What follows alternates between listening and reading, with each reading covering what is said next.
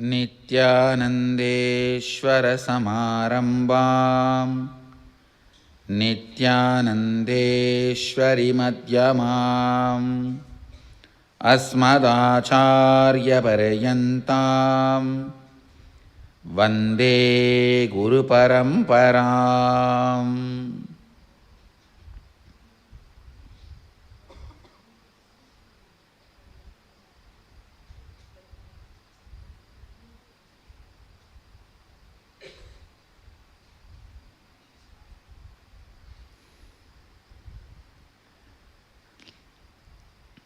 I welcome all of you with my love and respects.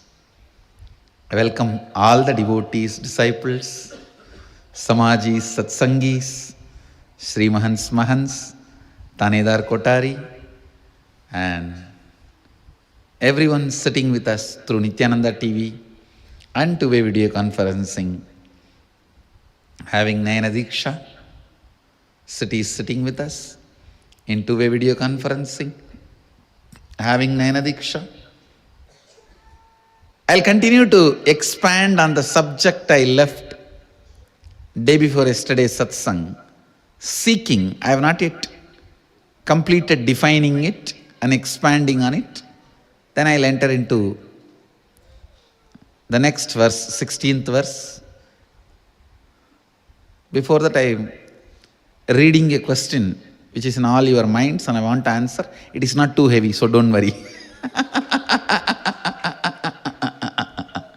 It's not too heavy and it's very light and I am very happy about it. I am enjoying it.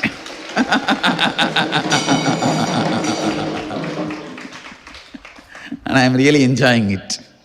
So because I am enjoying it, you guys also enjoy. Come on.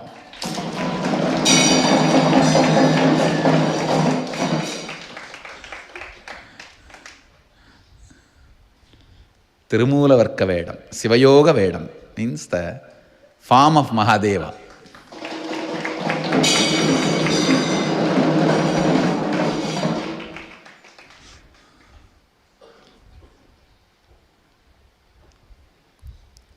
I'll expand on this great truth, seeking.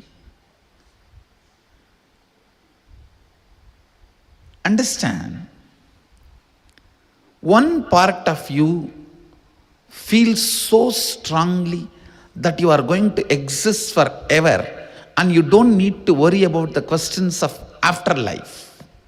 It is like whenever you see people dying or you hear the news of somebody's death,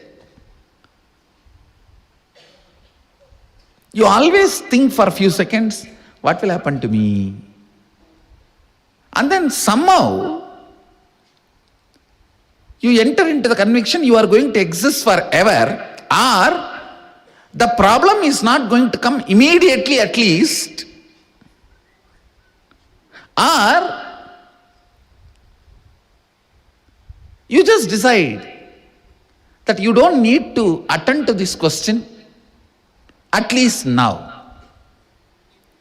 Something happens, you lose attention and focus from that spark.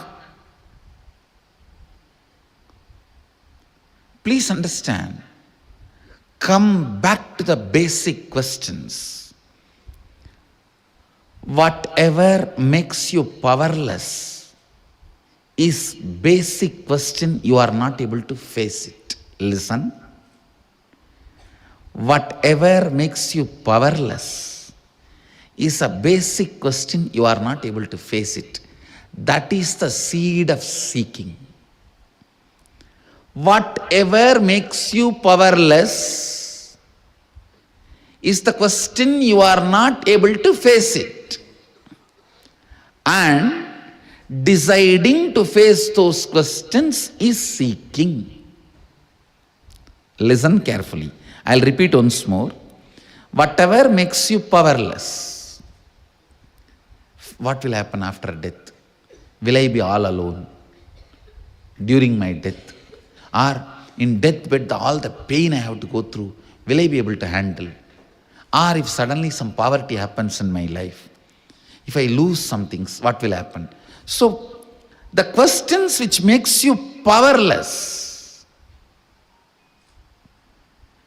if you decide not to face them, you push yourself into delusion again and again. If you decide to face them, that is seeking. Understand? I am defining seeking. Come back to the basic questions of life. What is life? What is death? Before you assumed this body, how your face looked, after this body stops functioning, how you are going to exist and face, these all may be the basic questions of life. Just because you push them under the carpet, the questions cannot disappear. Just because these questions have been asked many times by others, by yourself, or by yourself to you, don't think you know the answer. Sometimes, because we are familiar with some problems, we assume we found the solution for that problem. No. Please listen. Being familiar with that problem does not mean you found a solution for that problem.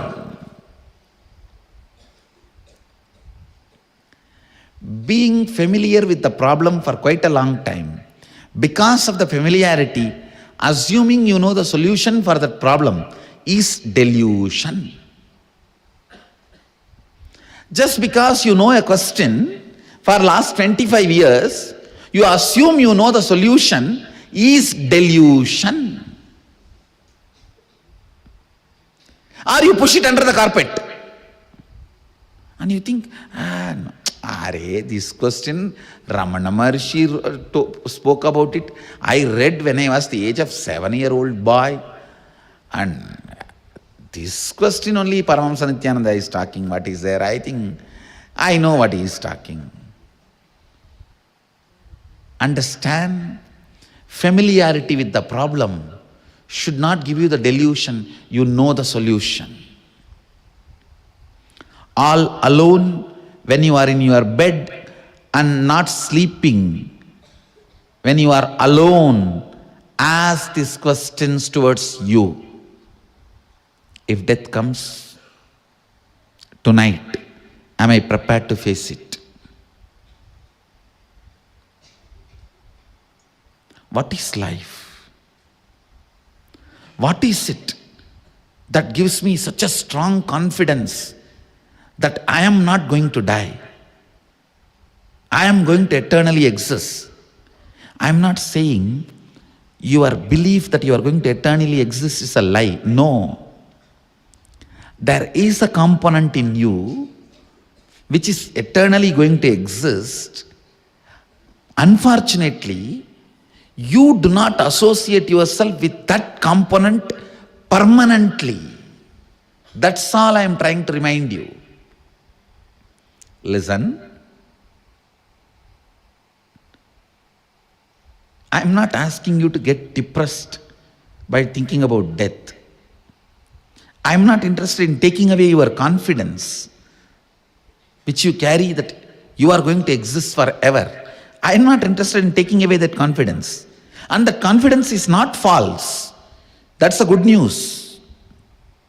Yes, you are going to exist eternally, but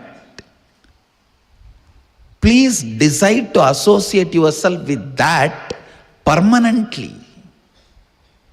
It is like just by having the fish smell, you imagine you ate fish.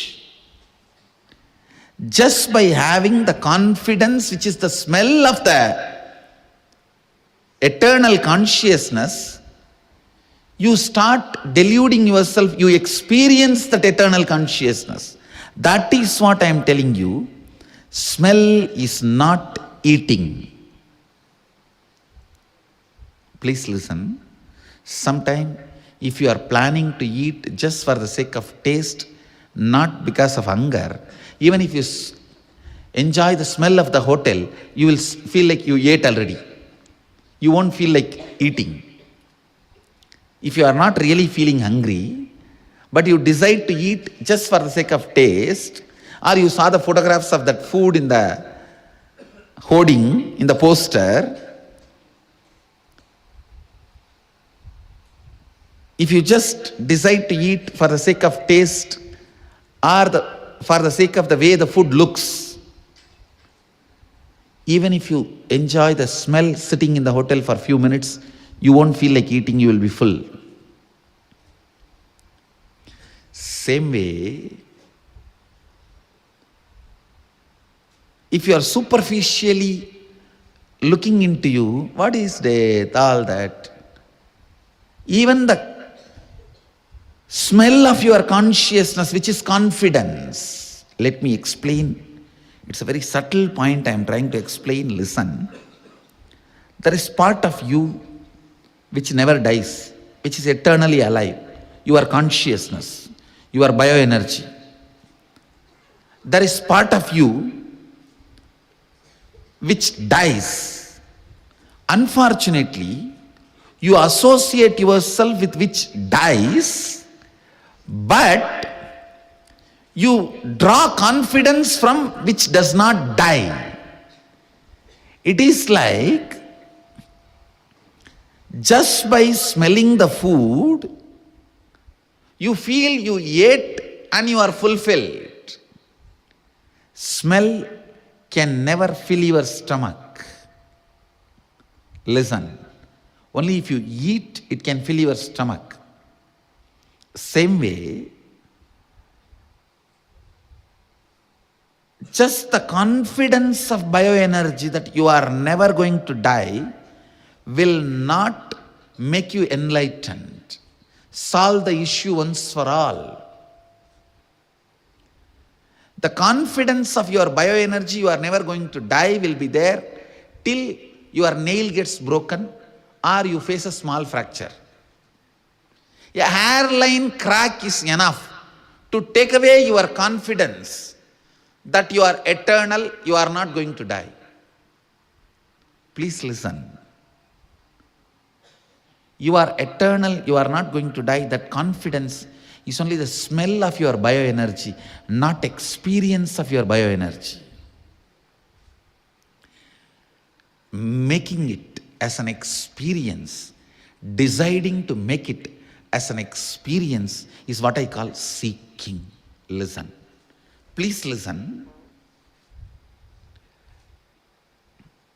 Once I went and told my Guru, Mata Vibhudananda Puri Devi, I went and told her,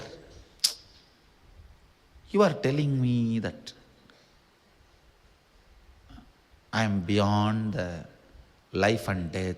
She read out Ribu Gita to me that day and explained some of the great truths in Ribu Gita. And I'll strongly recommend all my disciples read Ribu Gita. If you have time, no, make time. If I say if you have time, you will never have time. Make time, read Ribu Gita. It's one of the greatest scripture in Hindu tradition. And she explained to me a concept about immortality. And I went and slept over it. Next day I went and told her, you explained, but I am afraid whether I will enter into that space at all. How to enter into that space? She said, please listen, this word is very important for all of you. Just entertain this desire to experience that space so strongly, the fear whether you will experience or not will break. That is the moment you will experience that space. Listen. She told me beautifully, தேடுதலே தேடுபவனை தேடுவதற்கு ஆக்கி கேடில் செய்யும் சக்தி வாய்ந்தது. In Tamil she said, I'll translate in English. Seeking is powerful enough to merge the seeker into that which is sought after. She said beautifully, what you are seeking, entertain that is intelligent enough to break the fear whether you will achieve it or not, and make you enter into that space which you are seeking. It was such powerful click for me, I tell you. This is the key I used to experience everything described in Agama and Tantra and Vedanta and Yoga. This is the master key. This is the master key.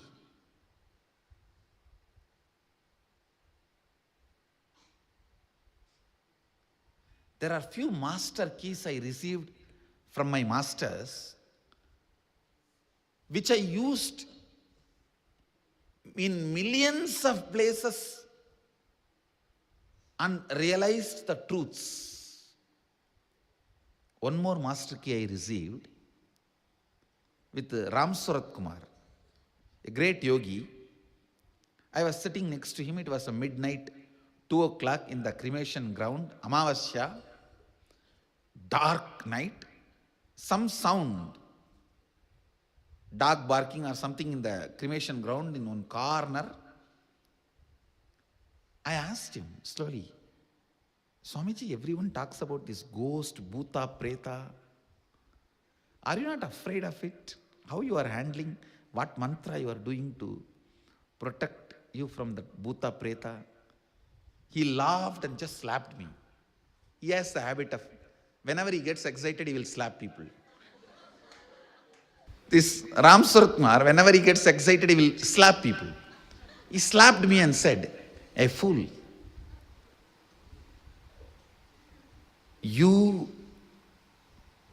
Everything outside me, you and everything outside me, all these are my projection. Me, everything outside you is all your projection. Even we are the projection of each other. Then how can bhuta come without me projecting it outside?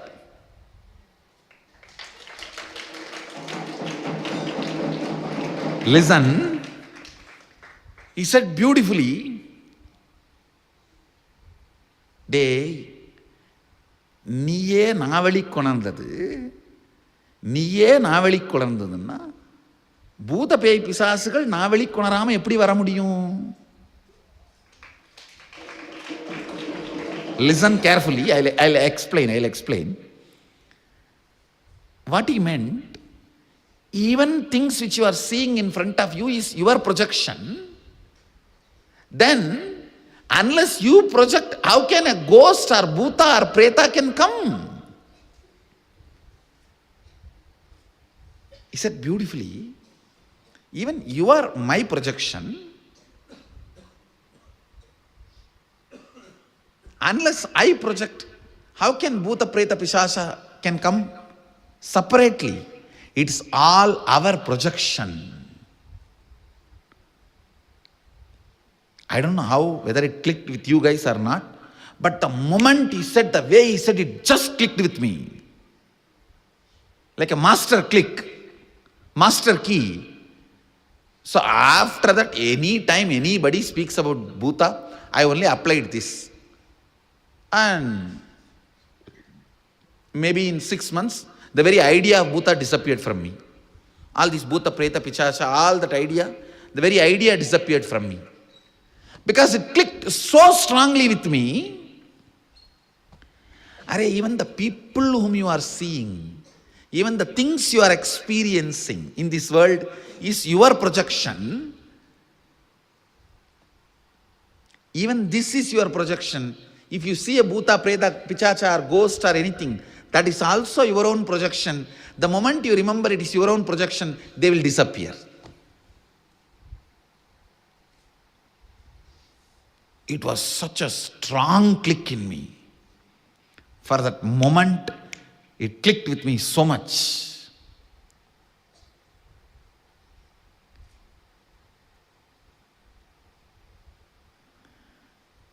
If something clicks with you the moment your master utters, your heart is waiting for the truth. Understand? Your being was waiting for the truth.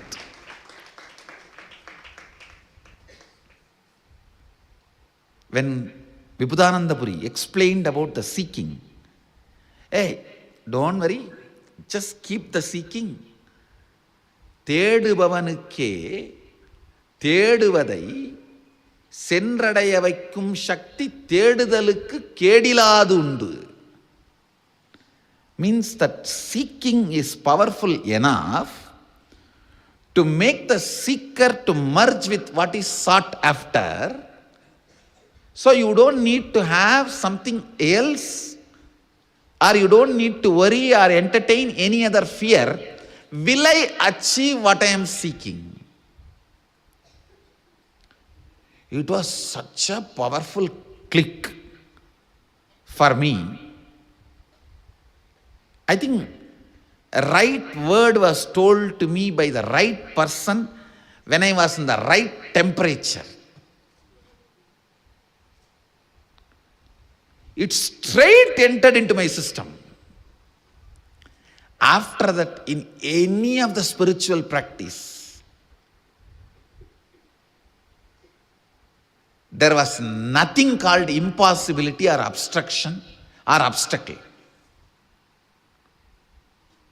She will tell, okay, chant this mantra and realize Bhuvaneshwari. I will not even have a second thought, if I just chant this mantra, will I have darshan of Bhuvaneshwari? How can it be? I will not even have the thought. Even if the thought comes, I will tell, hey, Mataji told me, my power of seeking, the seeking is powerful enough to make me experience the space I am seeking.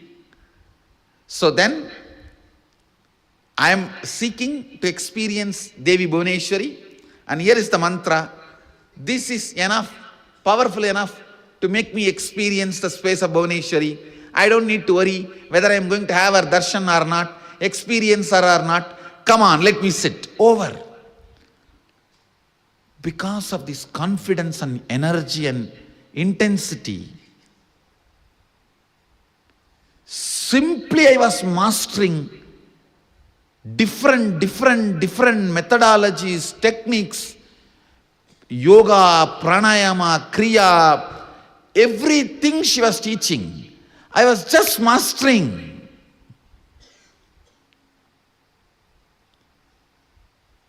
Because that click became my biomemory. Understand, the other day I was telling in the satsang that our Gurukul kids are going to radiate more and more powers. You may be thinking, oh, to give 1 or 2 powers itself, it took 6 months for Swamiji. How are they going to radiate 400 powers? 400 into 6, 200 years. 400 into 6 months, 200 years. No, calculation doesn't go in that way. First 1 or 2 powers only I need to break their SDHD. Self-doubt, self-hatred, self-denial. Then after that it is only circuit. After that it is only switching on the different circuits. See, to give this click to me, that your seeking is capable of making you to experience what you are seeking, to give that click to me, she has to work at least 3-4 years with me. But once that click happened, she need not work to make me realize every component of sadhana, every component of spiritual practice, every technique, every tantra, every agama, every spiritual process. She did not need 3 years, and no need for spending 3-4 years for her. Please understand, the first breakthrough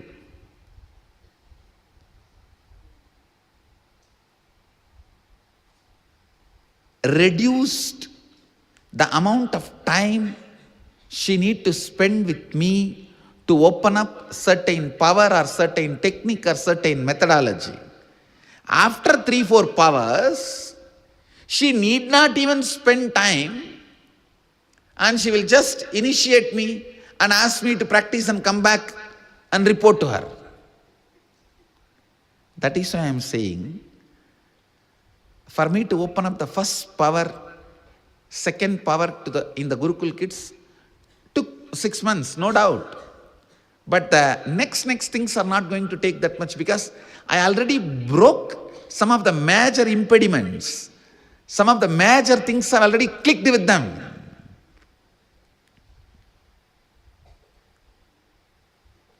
Listen. Today I wanted the definition of seeking to click with you guys, so that I can go on explaining the 400 different powers Mahadeva expresses in Agamas. If I have to explain and make it all as an experience to you guys, I have to give you the breakthrough and help you to click with seeking. So listen, your seeking is complete and powerful enough to put you in the space you are seeking. Without any assistance, external help, or other support. Please listen. Your seeking is independently intelligent enough, without the assistance of technique, support, any other external measures, to give you, to make you experience what you are seeking.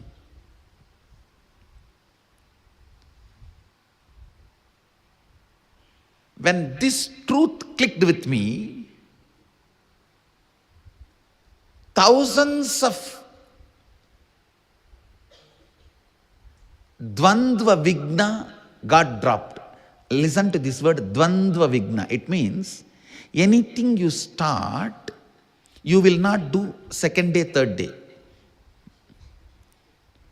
You will learn about Hatha Yoga with all the excitement and inspiration, jump into it first day, second day, Jata Yoga.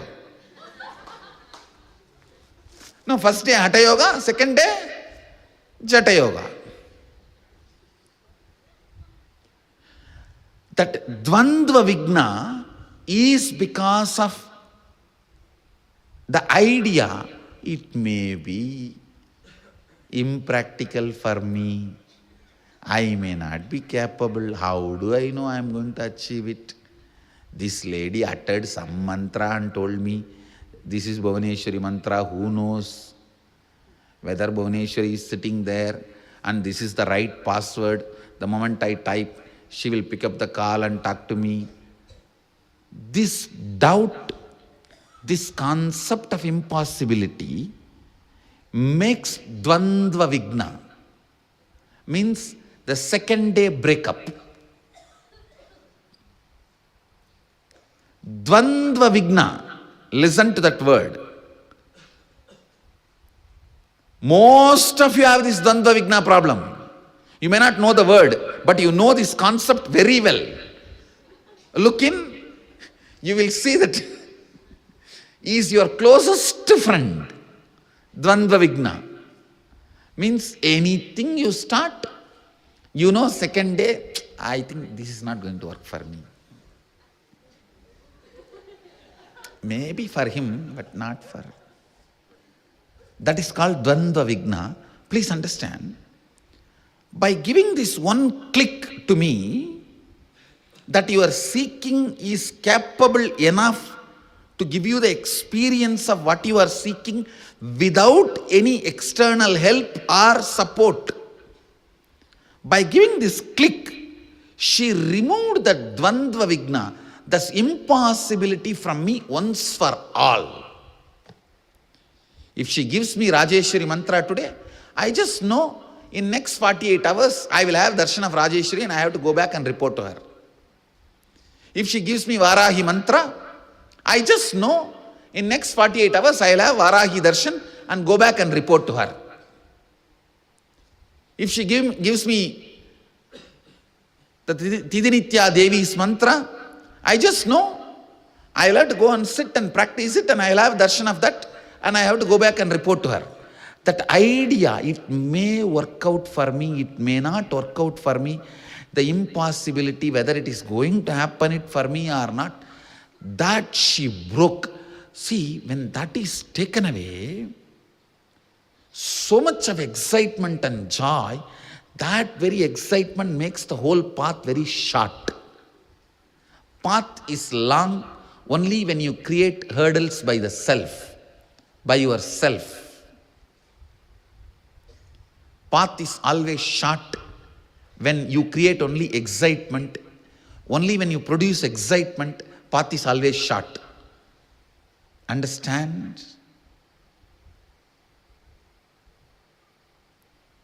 Out of the food you ate, if you produce only energy, life is always exciting. But if you start producing gas, life is always tiring. The same thing. Out of your thought current, if you produce only energy, excitement, sadhana is always great, exciting, enjoying, beautiful. But out of the same thought current, if you produce again and again impossibility, SDHD, spiritual practice is tiresome. Who knows what is happening? Who knows what is true? What is wrong? What is right? Will I have it? Will I get it? Or maybe it worked for him in those days when his body was without toxins. Now, who knows, my body is full of toxin. And will the same process work for me? You will have 1,000 stupid questions to make you strongly believe it is not possible, at least for you. That is what I call Dvandva Vigna. The second day, over, break up. If you fought with your girlfriend and did not pick up her calls one night, 40 times she broke up with you and 41 times she has come back to you. If she is too emotional, 80 times. If you are smiling, it is clicking with you. Understand? No, really.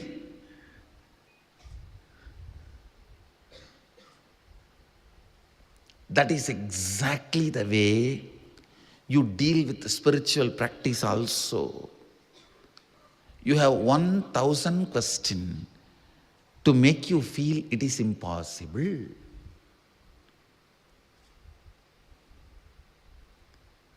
At least within 3-4 days you are convinced, if it is not second day or third day. Within 3-4 days, you know, this is not for me. Over. I tell you, liberating me from the Dvandva Vigna mental setup is the greatest thing my Guru has done to me. With this one click, somehow this one word strongly clicked into me. Seeking is powerful enough to take me to the space I am seeking without any other support, help or technique or methodology. This was so powerfully sitting inside me. Any doubt, this is like a bullet, tatak. It will open up and finish the doubt.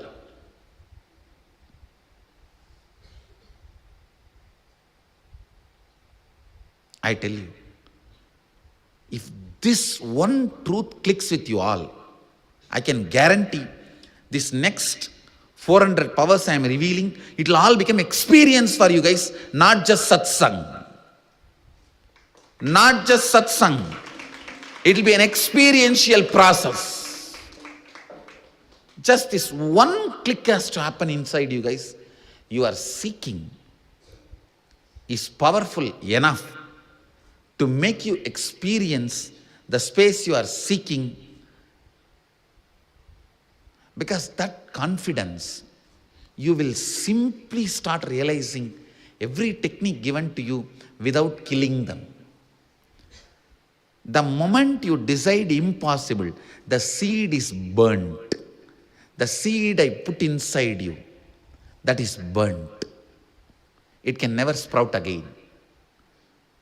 The moment you decide, no question of impossibility. My seeking is powerful enough to make me experience the space I am seeking without any external support, without any intelligence input. I neither need intel help or mental help, and I can achieve it. This one click will make your sadhana exciting, inspiring, and no impossibilities. Straight go ahead, forward. I tell you, at least 1,000 techniques I would have practiced and realized its conclusion and completion just because of this one key. Whenever, even the most difficult spiritual sadhana I am initiated also, if the doubt comes, I know immediately this key will come up. My seeking is capable of making me experience what I am seeking. Nothing else is required. This click, that's it. All this impossible will just disappear. Will just disappear. Understand, if this one truth clicks with you guys, you don't need to have any other worry in the life. Consider yourself already liberated and enlightened. Because this one click is so powerful. It can destroy any obstacle cooked up by you or put inside you by your husband. No, this truth is so powerful, it can clear the doubt put inside you by your husband and wife. Even your husband cannot take away your confidence. Even your wife cannot take away your confidence. No one can take away your confidence. If this one thing clicks with you, really, I'm telling you, when my Guru initiates me into the sadhana of Subramanya, even if 1 minute the idea crashes, how do I know that I'm going to achieve it? How do I know I'm going to experience Subramanya, have darshan of Subramanya? Immediately it will open up. My seeking is powerful enough to make me experience what I am seeking. So I don't need to worry whether I'm going to achieve it or not, whether I am capable of reaching it out or not. Let me start. That's it. Just this one click. How many thousands of obstacles I crossed. There are some stupid mind. Oh, they will tell like this only. But with that also, finally you only have to work hard and reach out now. With this one idea, they made me work so much.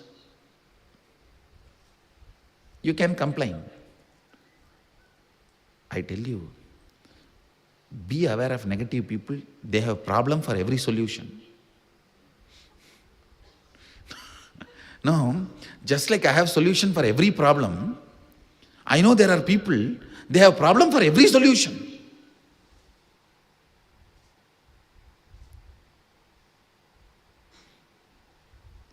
Really, I don't know how they spend their time specially to find problem for every solution. Give any solution, they have a problem, ready.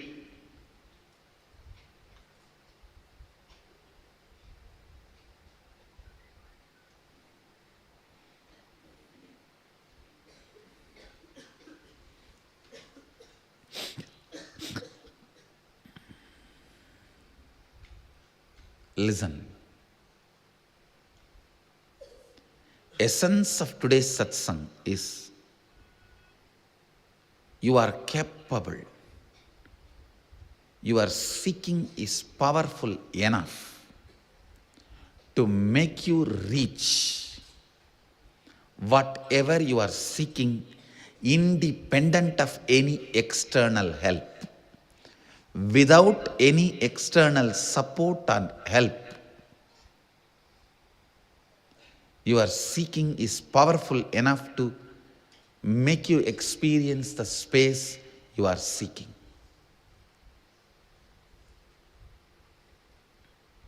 Meditate on this. Just meditate on this one truth. If this one truth clicks with you, that is enough. I can guide you into this 400 powers of Mahadeva. What 400 powers of Mahadeva? I can guide you guys into Mahadeva himself.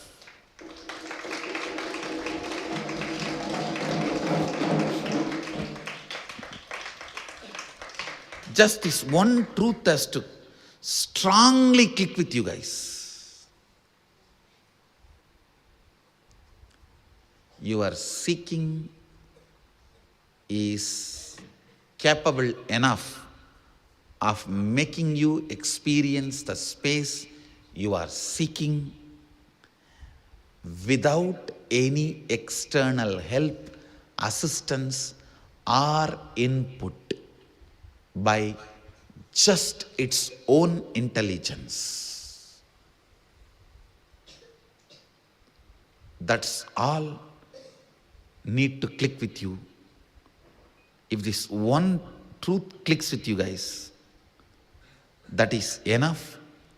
I can lead you into what Mahadeva describes in Agama, living Shuddhadvaita, living pure Advaita, manifesting the experiences and powers of Advaita.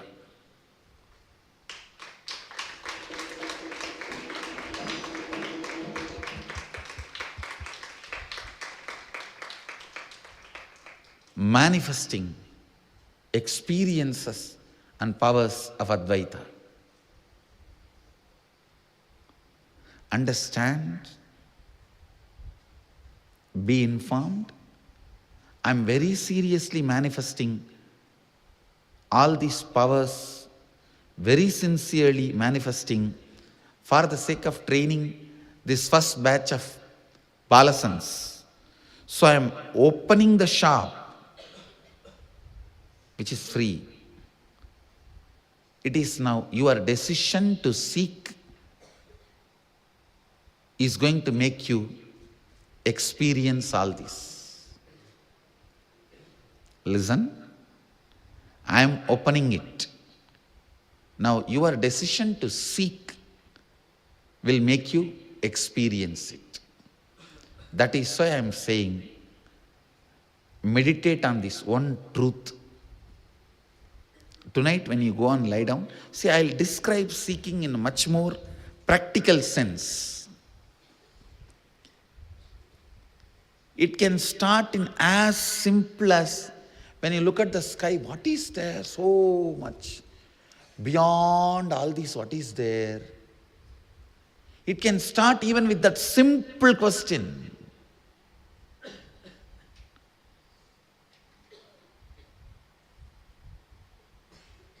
Any question you have about this four: universe, self, God, and universe which you are perceiving, nature. The part which you are not perceiving is universe. The part which you are perceiving is nature. So let me repeat. Any question you have about universe which you can't perceive, God, self, and nature, Prakriti. In this four, any question you have about this four can provoke seeking in you, can invoke seeking in you. Go behind that question. Decide to align your life with the answer you are finding. Listen.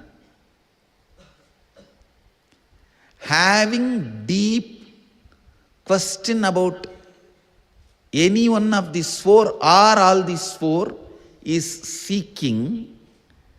Deciding to go behind the answer is courage. Deciding to align your life to this answer by renouncing unnecessary things is vairagya. Understand? Having questions about these four is seeking. Deciding to go behind the questions is courage. Deciding to leave all the other unnecessary things behind and align your life to the answers you will discover is vairagya.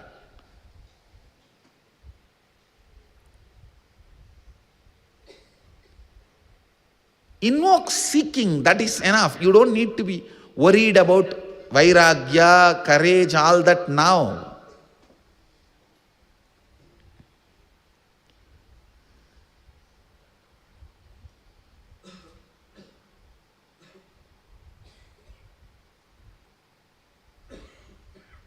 You can never teach about delivering a baby to a small girl. Oh God, such big baby from my tummy will come out. No, I don't want that.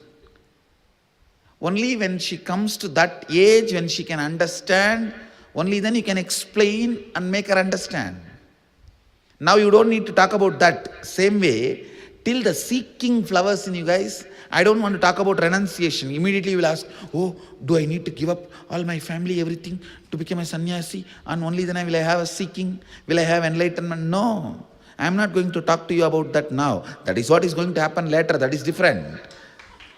But now I am not going to talk about it to you now.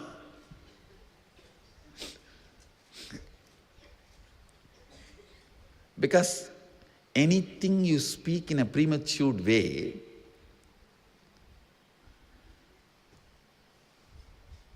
people may get frightened and disappear.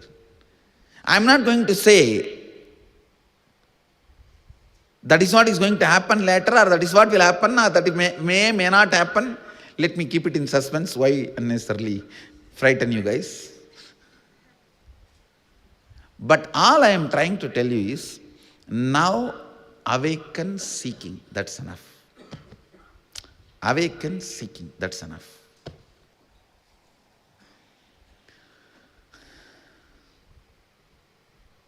Understand, the seeking is intelligent enough, efficient enough, powerful enough for you to experience the space you are seeking.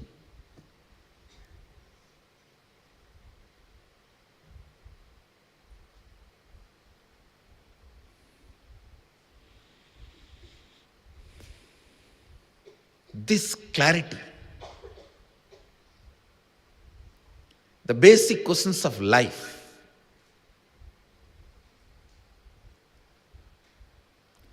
not pushing them under the carpet, facing them even if they make you powerless, is seeking.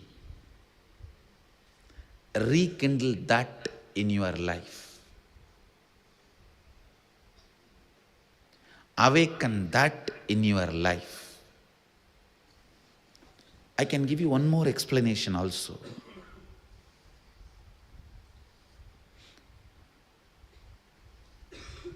Decide whatever truths your master, when he utters, whatever truth clicks with you, if you decide to start living them, aligning your thinking and lifestyle to that truth, even then your seeking will become intense.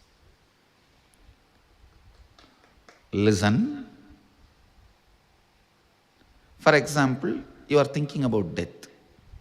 If you think on your own and try to find out what will happen, that is also seeking. Or your master says, don't worry, when once you die, you will only be with me. You will be with me in the Kailasa, don't worry. If suddenly that answer clicks with you, and you start aligning yourself to that answer, thinking that answer, cherishing that answer, enjoying that answer, planning for that space in your inner space, even that will intensify your seeking. Either seeking on your own or the answers your master gave, cherishing them, entertaining them, enjoying them, enriching them, encouraging them in your system, even that will intensify your seeking. Then naturally you will start thinking how the Kailash will look. Will I have western toilet or eastern toilet there? Or will I not have 1, 2, 3 at all in the Kailash? Or will I have food and no 1, 2, 3? Or no food, no 1, 2, 3? Or food, no 1, 2, 3? What is the combination? Will I have pain and pleasure? Or will I have only pleasure and no pain? Or will I have only pain and no pleasure? Even if these questions will invoke seeking in you, understand. Then what is the best way I can prepare to go there? Should I be lean so that I can be flown immediately? Or should I have a heavy weight so that I can be carried on the Nandi? What will be the transport? How should I be? Even though these questions look very playful, when you sit and talk it out inside you, within you, they will all start provoking many of the corners of you which you have not attended. Listen. Many of the corners of you which you have not attended will be provoked. That is what I call seeking. That just melts you. That will bring intensity in you.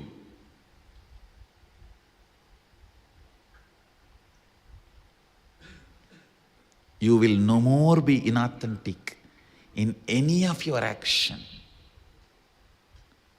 In any of your action, you will no more be inauthentic.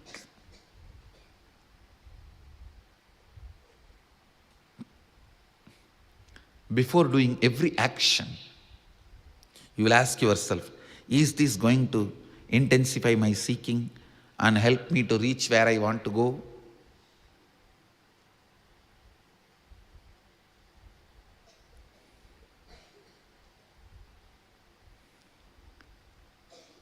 Intensifying the seeking,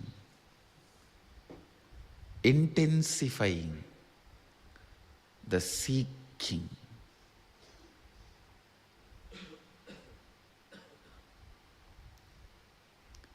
Authenticity means all your actions aligned to seeking. So essence of today's satsang is look. Meditate on this one truth. Today's essence of today's satsang. Your seeking is independently intelligent and capable enough to make you experience what you are seeking without any external help, support, assistance or whatsoever. Meditate on this. Let this one truth click with you. That is the essence of today's satsang. I bless you all. Let you all radiate with integrity, authenticity, responsibility, enriching, causing, living Suddhatvaita Saivam, the eternal bliss, Nithyananda. Thank you. Be blissful.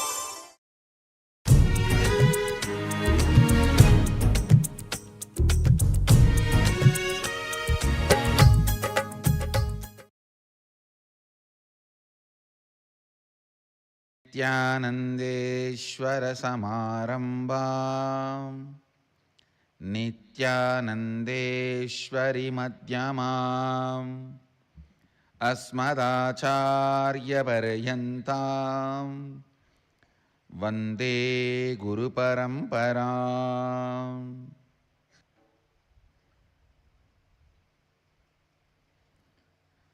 I welcome all of you with my love and respects.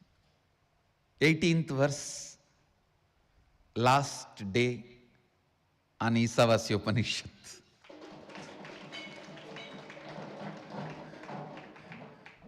Almost 1 year, I think I spoke on Isavasya Upanishad from January 1st, 2015.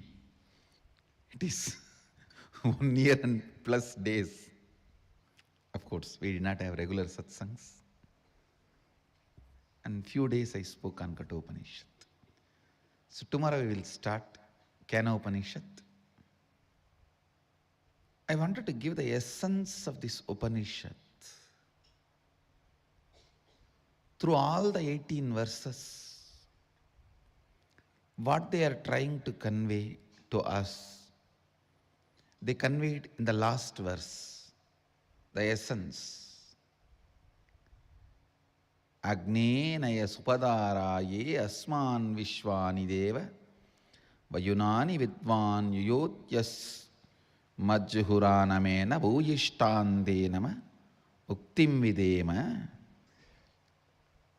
O Agni, the fire god, knower of all our actions and all that is worth knowing, you must take us along the righteous and auspicious path of completion, leading us to experience the supreme consciousness, the original space of complete completion.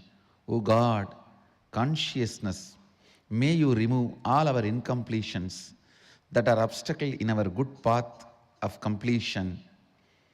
Beyond coming and going, birth and death, unto you we surrender with many reverential words, bowing down again and again.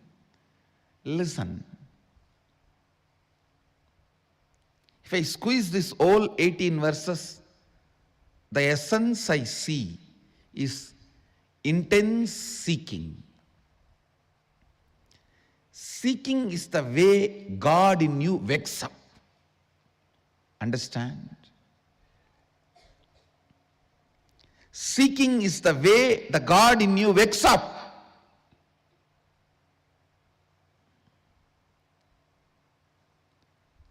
In the early morning, sometimes you will feel, you yourself will remember that you are dreaming.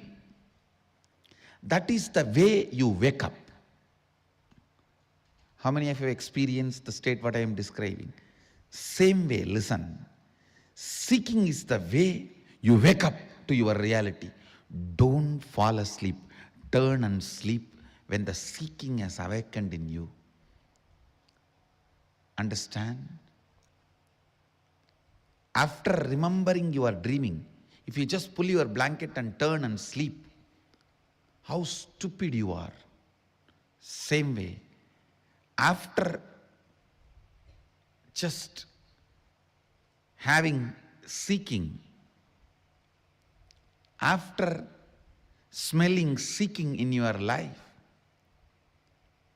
after tasting seeking in your life, if you just turn and lose that intensity and seeking, that is the most stupid thing can happen to you in your life. Anything can be lost, not seeking. Anything can be lost, you can get it back. Money, stupid. You can get it in 24 hours. Health, you can get it within next few weeks, even if you lose it. Character, there is nothing called character. It is just your understanding, ideas. If you alter it, you will get it immediately back. Anything can be lost, you can get it back.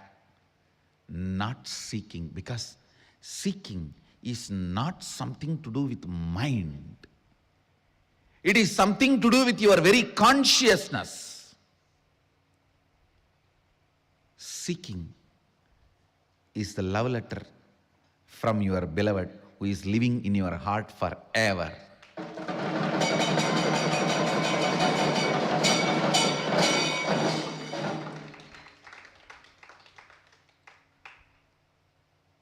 If you miss that, you may have to wait for ever and ever to get the second letter.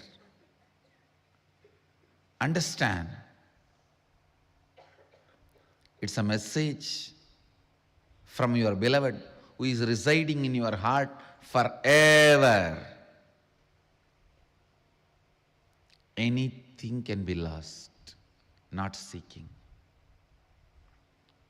Body can be lost, you can have immediately another one, because tons are there in the planet Earth. Billions of bodies are there. Mind can be lost, immediately you can make another one. Understand, anything can be lost, you can get it, not seeking. Constantly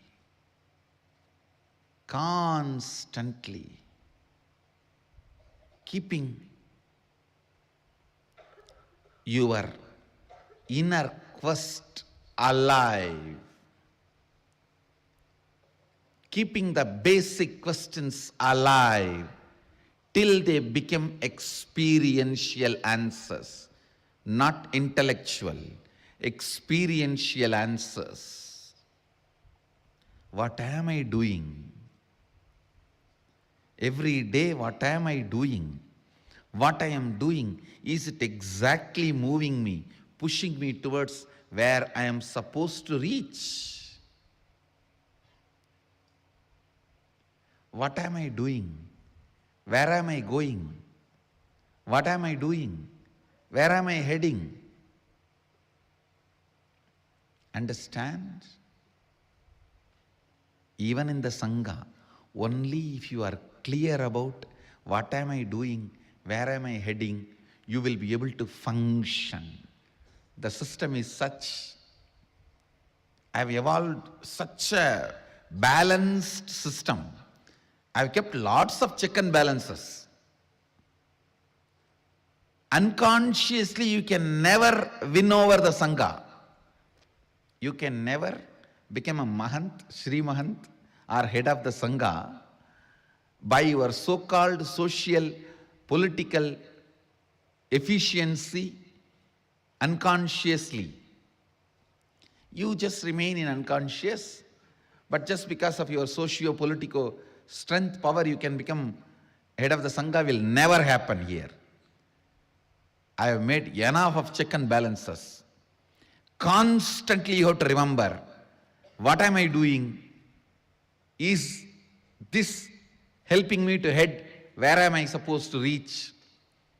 Only with the seeking, if you function, you will be fueled from right source. Understand? Your fear should not fuel you. Your greed should not fuel you. You should not work out of your fear and greed. That does not mean you will not work. There are many stupid fellows. I should not work out of fear and greed, so I don't work. Understand? Drop the fear and greed, not the work.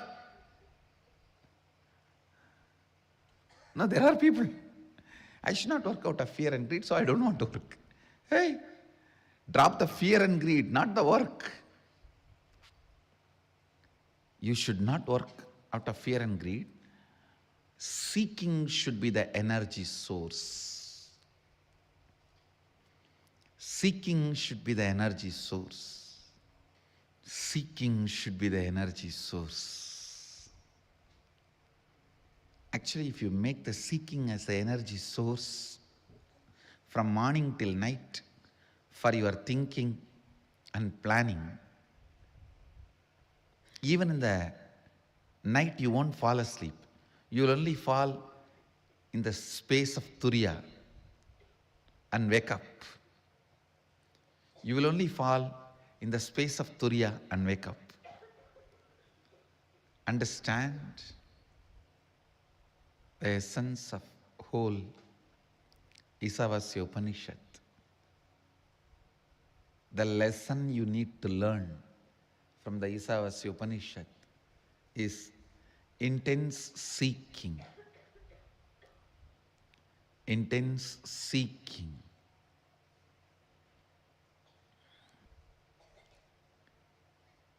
The 18th verse emphasizes on praying and surrendering. Ultimately, man cannot make it. Only God has to make it. Only He has to make it for you. So that is why, O God, consciousness, may you remove all our incompletions that are obstacles on our good path of completion beyond coming and going, birth and death. Unto you we surrender with many reverential words, bowing down again and again. Bowing down again and again. Agnenaya Subhataraye Asman Vishwani Deva Vayunani Vidvan Yoyotyas Majjuhuranamena Bhuyishtam Dama Bhuyishtam Denama Uktim Videma. The surrender, the devotion. Actually,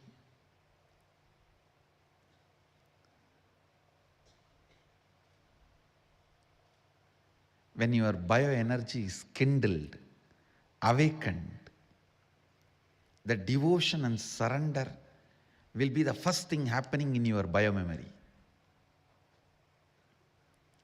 That will be the first thing happening in your biomemory.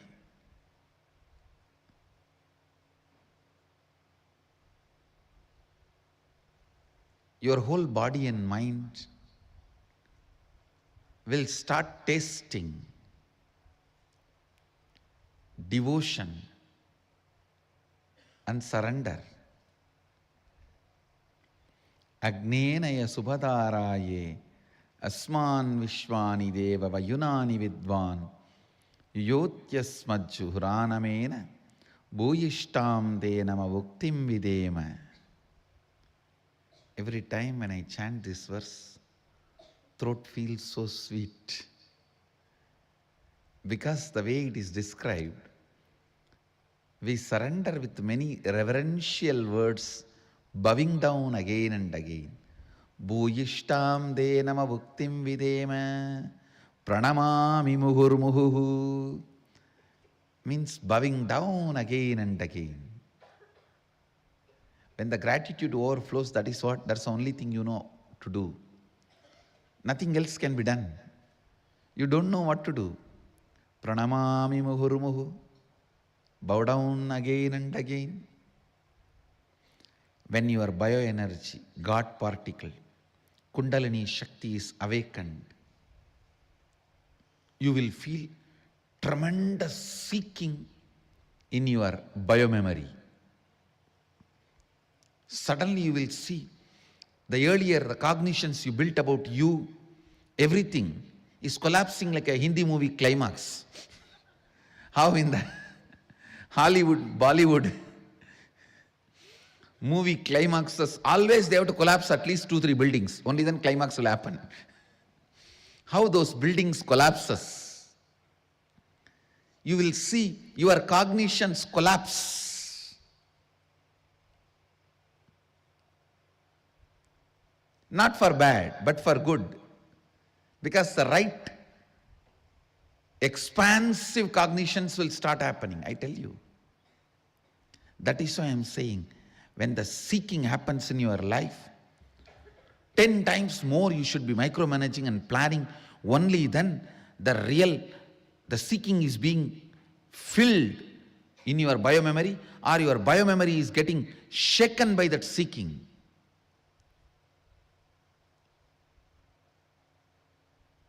Normally you are managing one shop. If a seeking awakens in you, you should be able to manage 10 shops. And the seeking fire, only then Your seeking is penetrating into your biomemory.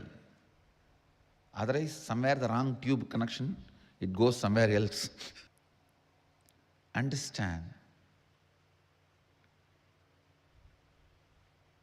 when the God particle, the Kundalini Shakti, bioenergy awakens in you, the first thing will happen, your biomemory will be shaken with seeking. Everything, the old cognition will start shaking, shivering. Like Bollywood movie Climax, how the buildings collapse, cars explode. Your old cognitions will explode, collapse, and the new will start happening. New cannot be exploded or collapsed because it will be stone. The first thing will happen in your biomemory is seeking, exploding. In your muscle memory, so much of energy will happen. Suddenly you will see the tiredness disappears. So much energy to live your day-to-day life. So much joy to live your day-to-day life. This Nithyanandam experiences. Still every day in the Facebook, oh God, I'm so happy I've done it.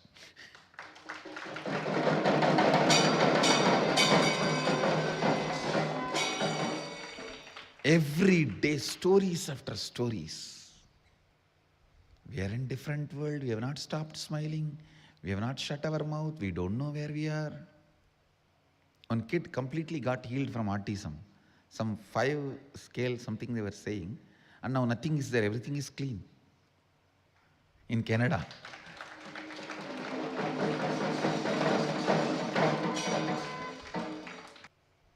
I am venturing into the next experiment. Loading that same frequency of bioenergy into Spatika Linga. I am loading into 3 Spatika Lingas. And the process is successful. Understand? First time I am venturing into this. Same frequency of that bioenergy. Loading them into 3 Spatika Lingas. And I am sending it. Anybody who gets the darshan, touches or does any puja, you will have the same effect of Nithyanandam process darshan.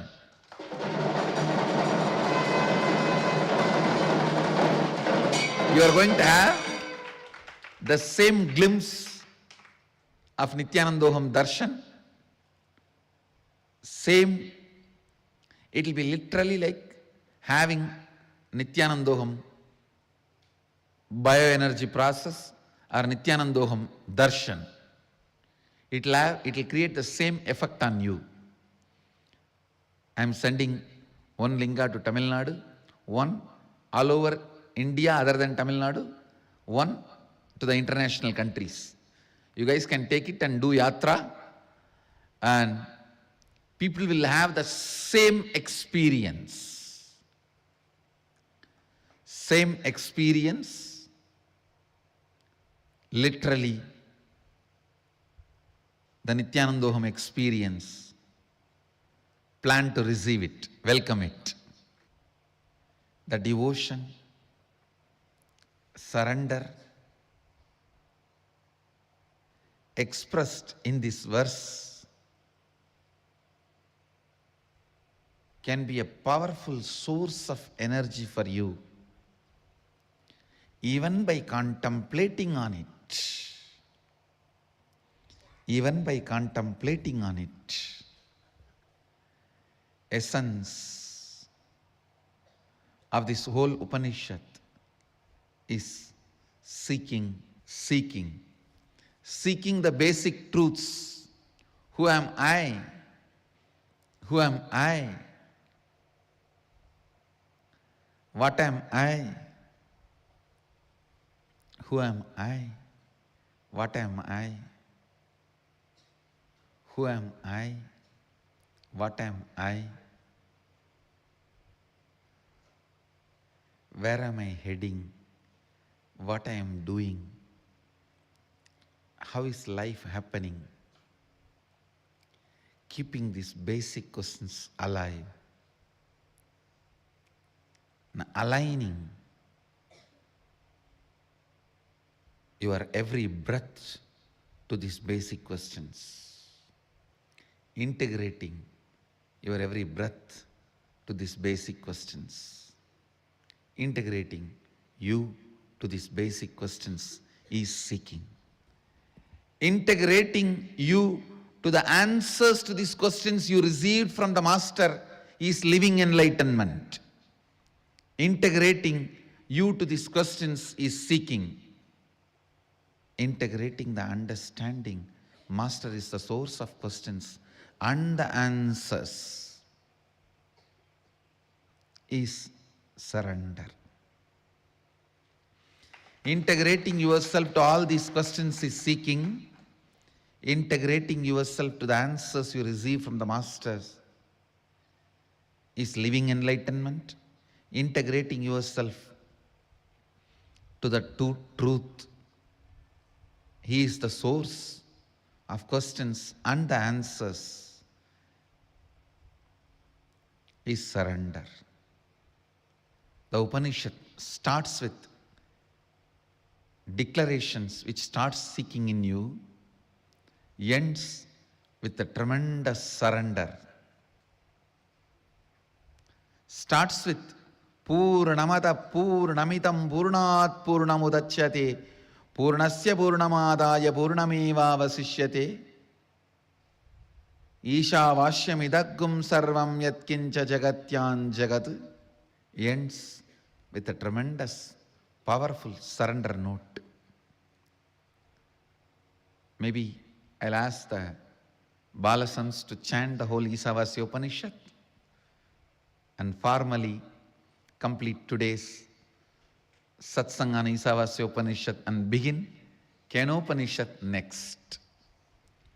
Balasans can sit and chant Isavasya Upanishad if you.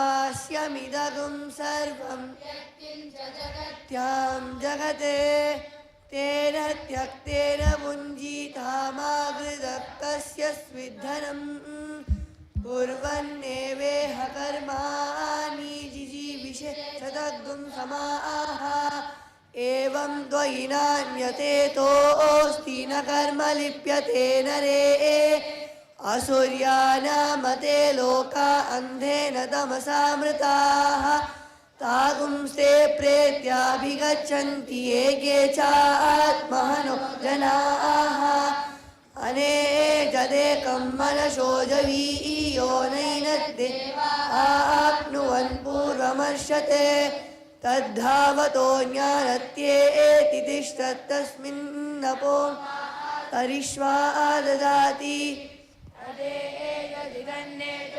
दूरे तद्वन्तिके तदन्तरस्य सर्वस्य तदु सर्वस्यास्य बाह्यतः यस्तु सर्वाणि भूतान्यात्मन्येवानुपश्यति सर्वभूतेषु चात्मानं ततो न विजुगुप्सते यस्तु सर्वाणि भूतान्यात्मैवाभूद्विजानतः तत्र को मोहः शोक एकत्वमनुपश्यतः सपर्यगाच्छुक्रमकायमव्रणमस्नात् शुद्धमपापविद्धं कविर्मनीषी परिभूस्वयं भूयातादत्यतोऽर्थान् व्यददाचाश्वतीभ्यः समाभ्यः अन्धं तमप्रविशन्ति ये विद्यामुपासते ततो भूय इव ते तमो यौ विद्याया गम्रताः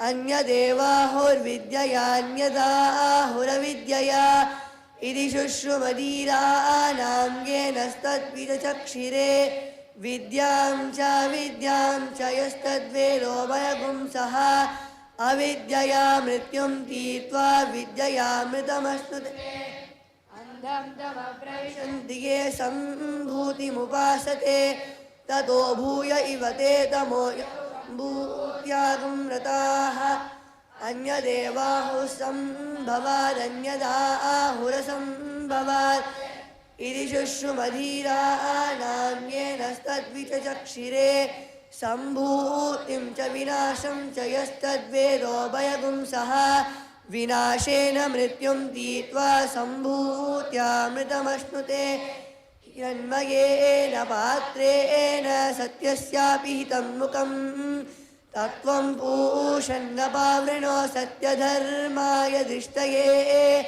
पूषन्नेकर्ष्येयमसूर्यप्राजापत्यव्यूहरश्मीन् सम्मूहतेजो यत्ते रूपं कल्याणतमं दत्ते पश्यामि योऽसावसो पुरुषः सोऽहमस्मि वायुरनिलममृतमतेदं भस्मान्तगुं शरीरम् ॐ क्रतो स्मर कृतगुं स्मर क्रतो स्मर कृतगुं स्मर अग्ने नय सुपदाराये अस्मान् विश्वानि देव वयुनानि विद्वान् युधोदस्मज्जुहुराणमेनो भूयिष्ठान्ते नमोक्तिं विधेम ॐ पूर्णमदः पूर्णमिदं पूर्णात् पूर्णमुदच्यते पूर्णस्य पूर्णमादाय पूर्णमेवावशिष्यते ॐ शान्ति शान्ति शान्तिः. Essence of the Isavasya Upanishad is seeking. So with this, I'll move to Kathopanishad I'll move to the Kenopanishad from the next satsangs. So I'll start expanding on Kenopanishad in further satsangs. With this, I bless you all. Let you all radiate with integrity, authenticity, responsibility, enriching, causing, living Shuddhadvaita Shaivam, the eternal bliss, Nithyananda. Thank you. Be blissful.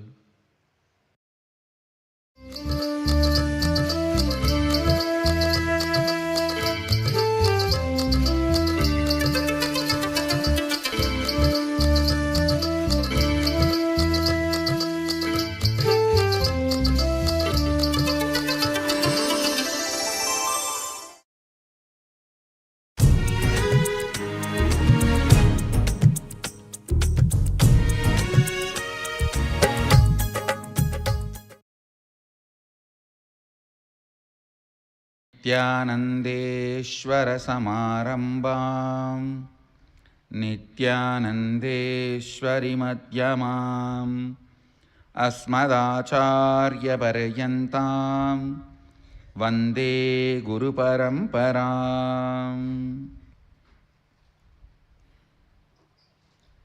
I'll continue to expand on the 18th verse of Isavasya Upanishad.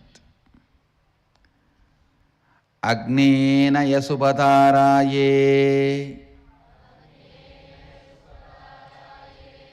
asman vishwani deva vayunani vidvan yuyot yasya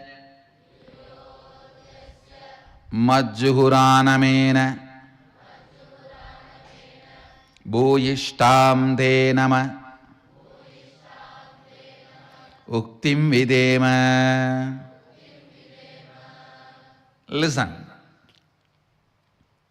O Agni, the fire god, knower of all our actions and all that is worth knowing, you must take us along the righteous and auspicious path of completion leading us to experience the supreme consciousness, the original space of complete completion. O God, consciousness, may you remove all our incompletions that are obstacles on our good path of completion, beyond coming and going, birth and death unto you.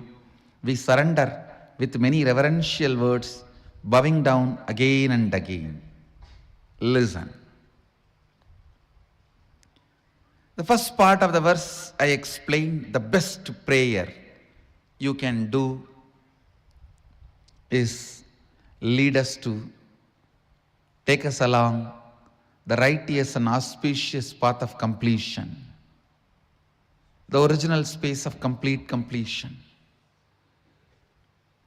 The next line, O God, consciousness, may you remove all our incompletions that are obstacles on our good path and completion, beyond coming and going, birth and death. Understand two important sacred secrets you need to catch in this verse. One, listen carefully. The first, innocent surrender. Please understand. I am not saying ignorant surrender. Ignorant surrender means you do not know what is surrender. You do not know to whom are you going to surrender. You do not know what is going to happen after that surrender. You do not know what is going to happen if you don't surrender. You do not know the original concept of surrender, just trying to throw away your responsibility in the name of surrender is ignorant surrender. Innocent surrender means you know everything and you don't have insecurity inside about going through this path. That is innocent surrender. Understand the difference between these two. I'll explain. I have seen the hypocrisy of human beings in any ton level. People come and tell, Swamiji, I surrendered everything at your feet. In the end of the one-day program, during energy session, please cure my cancer.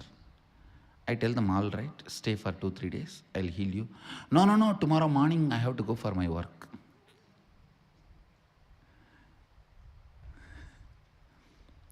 See the stupidity.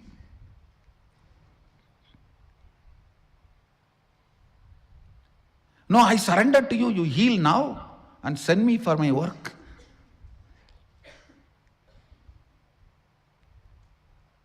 Extreme hypocrisy. Here, the person doesn't know what is surrender, doesn't care about what is surrender. He is using the word for some bargain.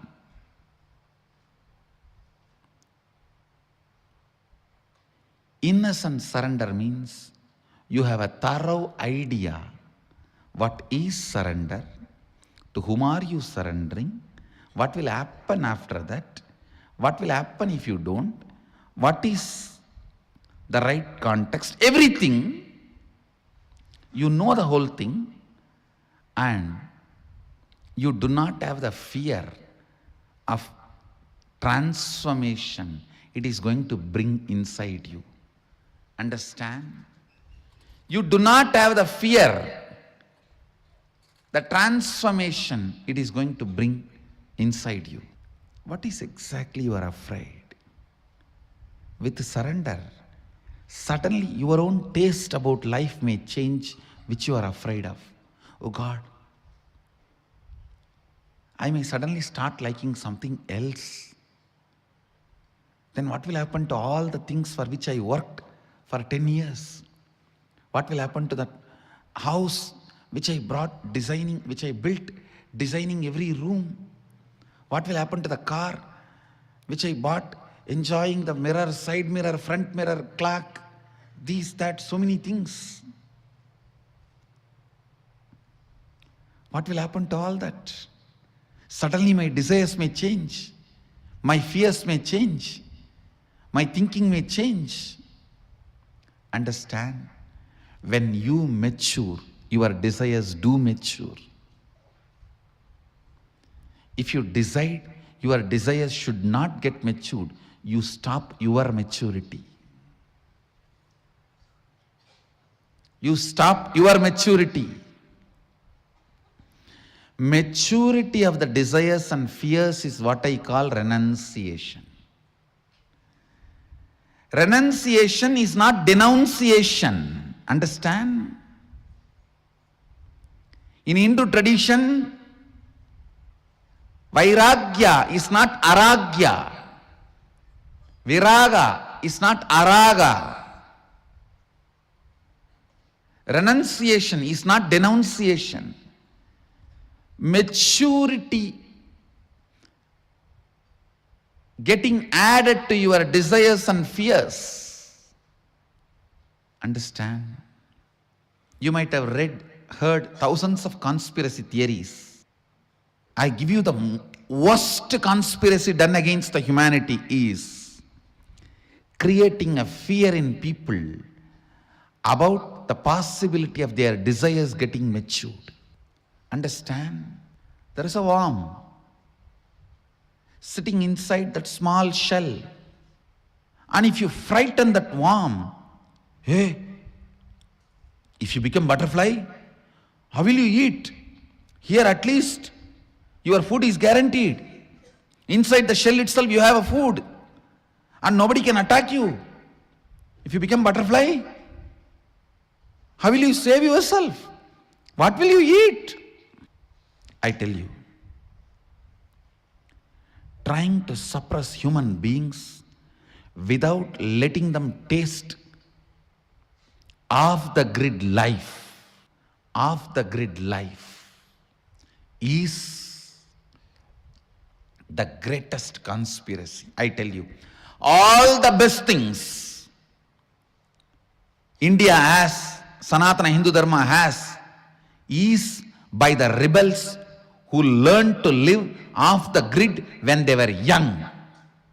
When you are young, learn to live off the grid. The powerfulness that brings inside you.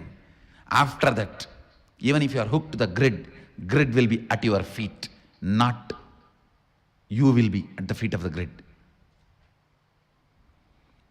After that, nothing can bind you.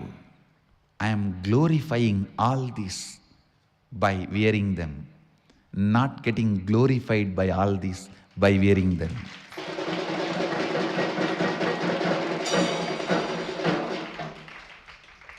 I am decorating the throne, not decorated by the throne.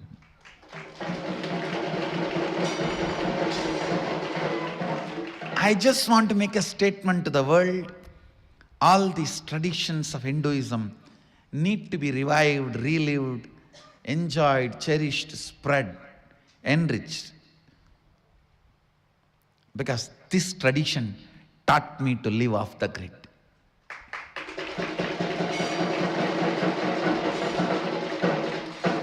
And no society is more compassionate in the world than the Bharat Indian society, which loves, respects, reveres the people who decide to live off the grid. In any other country, if you decide to live off the grid, it is illegal. In this country, decide to live off the grid, the people will wash your feet and give you food. I am waiting for my Balasans to become 18. First batch I am sending to live off the grid.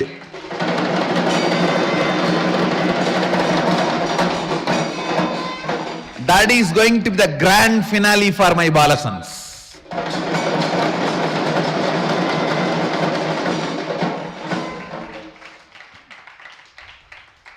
And in the March, all the Krama Brahmacharis and Naishtika brahmacharis are going to enjoy the off-the-grid life in March. I have plans.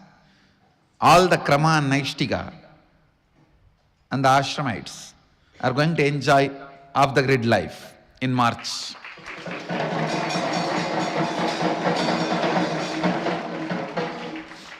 Now I tell you, fear of your desires getting matured will stop you getting matured. Any society frightens its people about maturity will kill itself. Let more and more maturity be added. Let your desires get matured. Your fears get matured. If you are afraid of death and suddenly you are afraid of the karmas which may hit you after death, don't think you are in the same state. You have become matured. You are no more afraid of death. Only the karmas which may not come after death. Then your whole life you will not be planning for more and more locks and bigger walls. You will be planning about completion. If you are afraid of death, you will be planning for a greater and greater wall and lock. If you are afraid of the karma, you will be planning for more and more completion. So even your fears getting matured is a growth. With surrender, the first thing you will experience is your desires and fears will get matured. And they will completely disappear. That is different. That is the ultimate experience.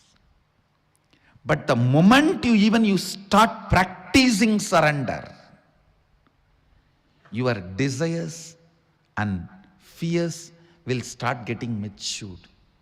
Your anxiety, your fear, whatever emotions with which you are struggling, your incompletions, all these will start getting matured. You may not have incompletion with the people who are living with you or with the day-to-day life. You may have incompletion with incompletion itself, that why I am not able to complete you. That can never be equated to the incompletion you are having with the next person because she did not smile at you or he did not smile at you, they did not respond to you, they poured water on you. Your incompletion about they poured water on you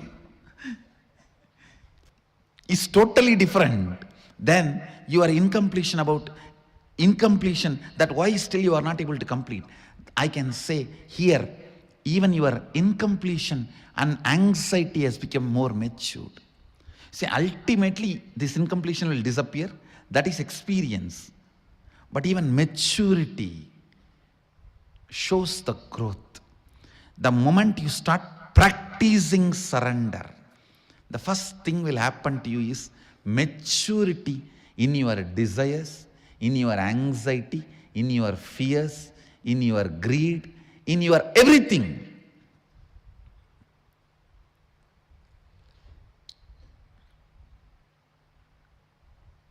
I tell you, live with the people who are matured.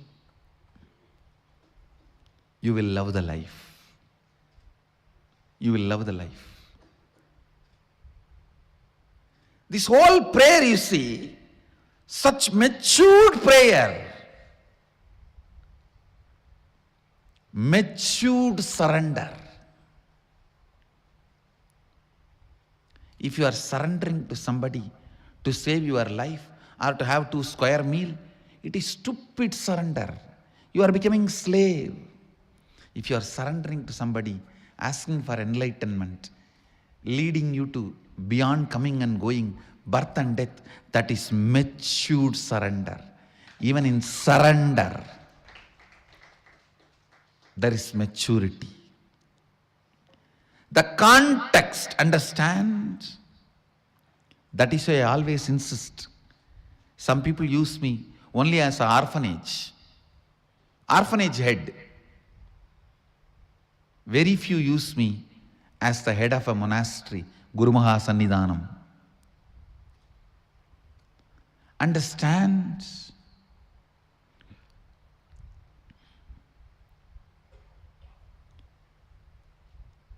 Your surrender, your fear, your anxiety,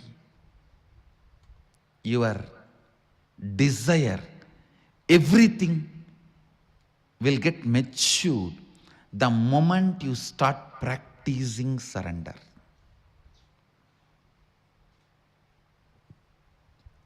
Surrender smokes out all your hypocrisy. It just smokes out all your hypocrisy. You simply know what is hypocrisy. You simply know why you are hypocrite. First reason why you are hypocrite is the fear implanted in you by society about your desires getting matured. I've seen people telling, oh, I'm afraid to come to the ashram. I may just settle down there. Hey, you think then we are all fools? You are blessed if your desires can get matured and you can settle down here.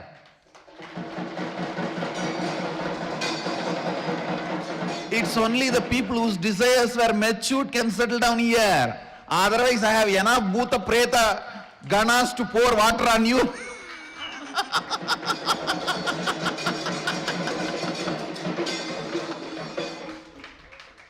And kick you out.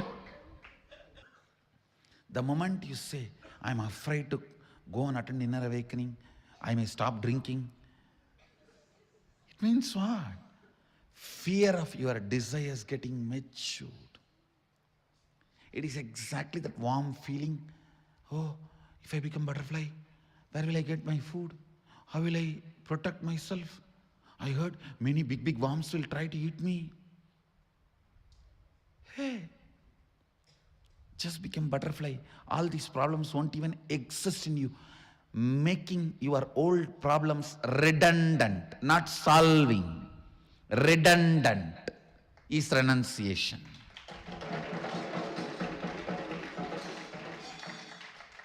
They just become redundant to your life. The more and more practice of surrender will more and more smoke out the hypocrisy with which you are hugging. Cuddling with hypocrisy is not cute. Understand? Hypocrisy is not cuddly bear. It is cuddy bear. Not cuddly bear. Cuddy bear means the bear going to bite you. Don't cuddle with your hypocrisy.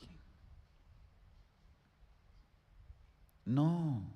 Celebrate your desires getting matured. Celebrate your fears getting matured. Celebrate your anxieties getting matured.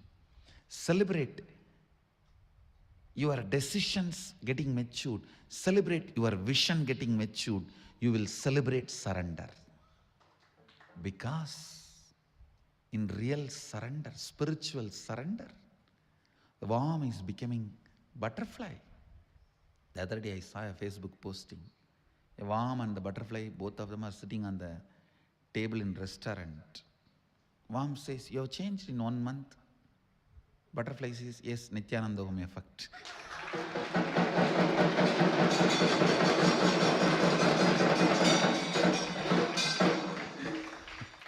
Yes, Nithyanandam effect. And that photo has really a lot of meaning. The worm, in front of worm, there are food items. In front of the butterfly, nothing was there. The snake form of Kundalini in Mahadeva's form denotes surrender. Understand? Each item in Mahadeva's form represents one idea, one truth. Snake represents the Kundalini Shakti which is surrendered to Mahadeva. Or I can say Mahadeva's own Kundalini Shakti which is under his control. Innocent surrender means you know everything about surrender, but you don't have fear. Ignorant surrender means you don't know anything about surrender. You just use that word for bargaining something. Here you can see the innocent surrender. What a matured prayer. Oh God, consciousness, may you remove all our incompletions that are obstacles on our good path of completion, beyond coming and going, birth and death. Unto you we surrender with many, many reverential words, because we don't know any other words. We only know the reverence we carry in our heart, and we don't know how to verbalize it. So we offer that as it is, bowing down again and again. Bowing down again and again. Understand? When money gets added, your taste about life changes. When power gets added, your taste about life changes. When name and fame gets added, your taste about life changes. When surrender gets added, maturity happens in you. Understand, the biggest change you can have in your life is maturity. I'll explain the difference. When money gets added, you have a new desires, new way of thinking, new fears, everything. But that does not mean your old desires have gone. They become redundant. Does not mean your old fears have become redundant. When name and fame gets added, you have more desire, more fear. That does not make your old desires and old fears redundant. When power gets added, you have no new desires and new things. That does not mean the old is redundant. But when maturity gets added, constantly the old desires and old fears are becoming redundant. Whatever is today your desire and fear, tomorrow it will become redundant. And tomorrow, whatever is desire tomorrow and fears you have, that will become redundant day after tomorrow. Constantly, the old desires and fears becoming redundant is what I call maturity. That is what is renunciation. Renunciation is not denunciation. It is just making old redundant. They are no more part of you. They are no more part of you. Ability to make old desires and fears redundant is the ability to keep life alive. If you have that ability, you can make disease redundant in your body, boredom redundant in your mind, suffering redundant in your emotions, pain redundant in your relationships. At one point, you will become redundant due to enlightenment. Ultimately, you will become redundant. That is enlightenment.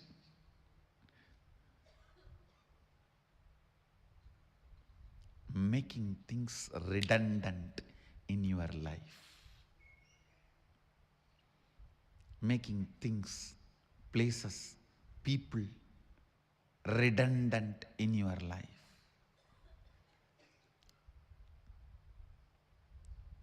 When you mature, the people who all the time talk about share, clothes, car, bank balance, your net worth, they become redundant to you. And I have seen these stupid NRI parties. All the time these donkeys talk about only this. The moment they gather, what is the share? What's the car you are driving? How many swimming pools you have in your house? How many bedrooms you have in your house? Do you have a tennis court? Make all these people redundant in your life. And when these women gather, oh God, NRI women,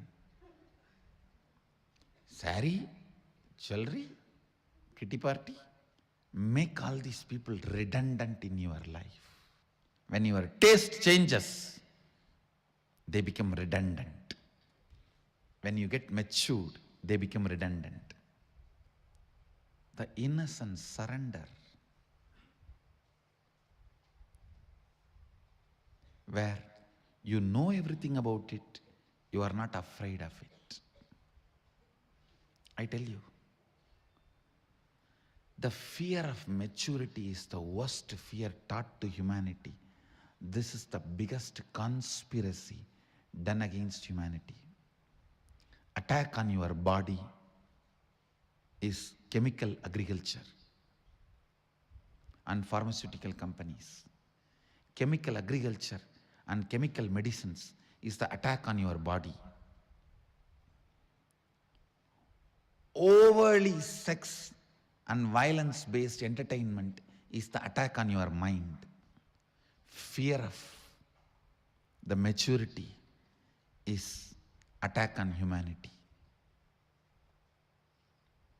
Understand, I am neither revolutionary nor rebel, I am just evolutionary. Maybe I can coin a new word, revive evolutionary.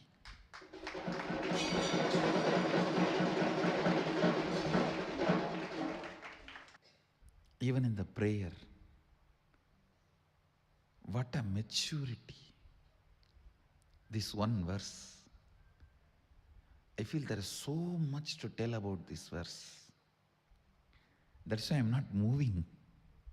Maybe the first day of the inner awakening, I'll start the Upanishads. February 4th.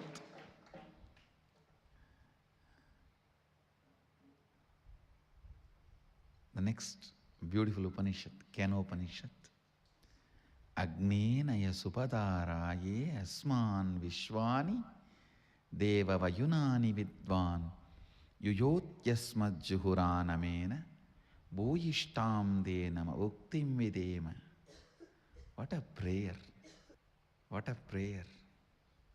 The moment I read this mantra, I can see the whole bioenergy becoming alive. If you want to pray, I think this should be your prayer. With the clarity, even while you pray, Sohamasmi.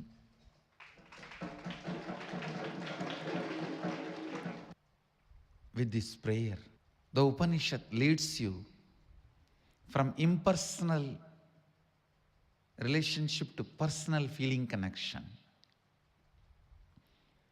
You can always just cheat yourself with just some good ideas, concepts, but never connecting to the source. This verse does not allow you to do. This verse really awakens that feeling connection. Essence of today's satsang, innocent surrender, not ignorant surrender. With this, I bless you all. Let you all radiate with integrity, authenticity, responsibility, enriching, causing, living Shuddhadvaita Saivam, the eternal bliss, Nithyananda. Thank you. Be blissful.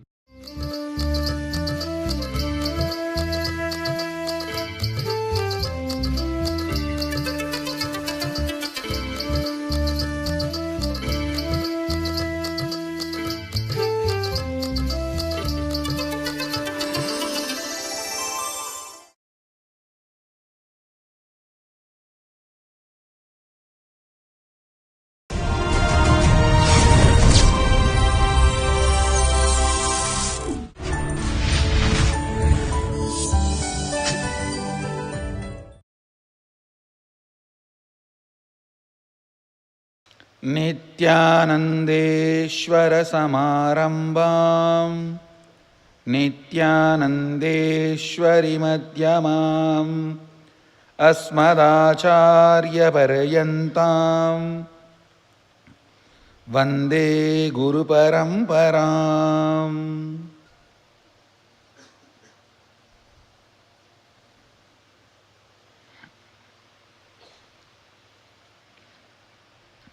I welcome all the disciples, devotees, owners of Sarvanyapita, visitors, viewers, sitting with us all over the world through Nithyananda TV, two-way video conferencing, having Nayana Diksha, cities sitting with us, having Nayana Diksha, Warrington, UK, Trinidad, Tobago, Puduvai Adinam, Hyderabad, Gupta Kashi, Nithyananda Nagaram, Hyderabad, Charlotte, Srisailam, Rajabalayam Adinam, Indrani, New Jersey, Kuala Lumpur Adinam, Los Angeles Adinam, Guadalupe Adinam, Oman Adinam, Toronto Adinam, Houston Adinam, Phoenix Adinam. I welcome all of you with my love and respects. Some more cities are joining. I welcome all of you with my love and respects. I'll continue to expand on the 18th verse of Isavasya Upanishad. This number 18 is very significant in Vedic tradition. Bhagavad Gita, 18th chapter. Mahabharata war, 18 days. All the major temples, whether it is Sabarimala, Madurai Kalladhar temple or the Ingoi Malai, always 18 steps. And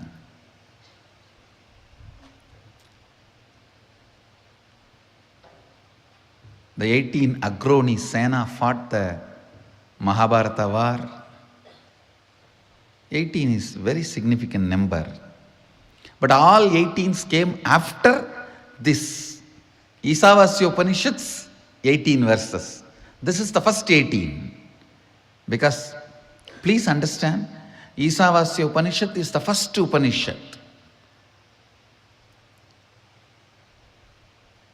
Rama, listen. Rama, when he lived in Ramanagaram, received all the 108 Upanishads at a time from Mahadeva under our banyan tree. And after the victory, when he came back, he brought, after the victory when he came back, he had Pattabhishekam and he brought Hanuman and showed all the places he traveled. They had a vacation tour. At that time, Hanuman also came to this place. And then again, sitting in Ramanagaram, that hill, Rama put the whole 108 Upanishads names together, what he received from Mahadeva, and repeated to Hanuman.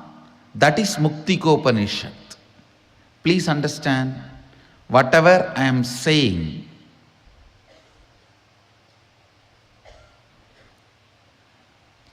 is fact, truth and reality from the cosmic archives, the Akashic records.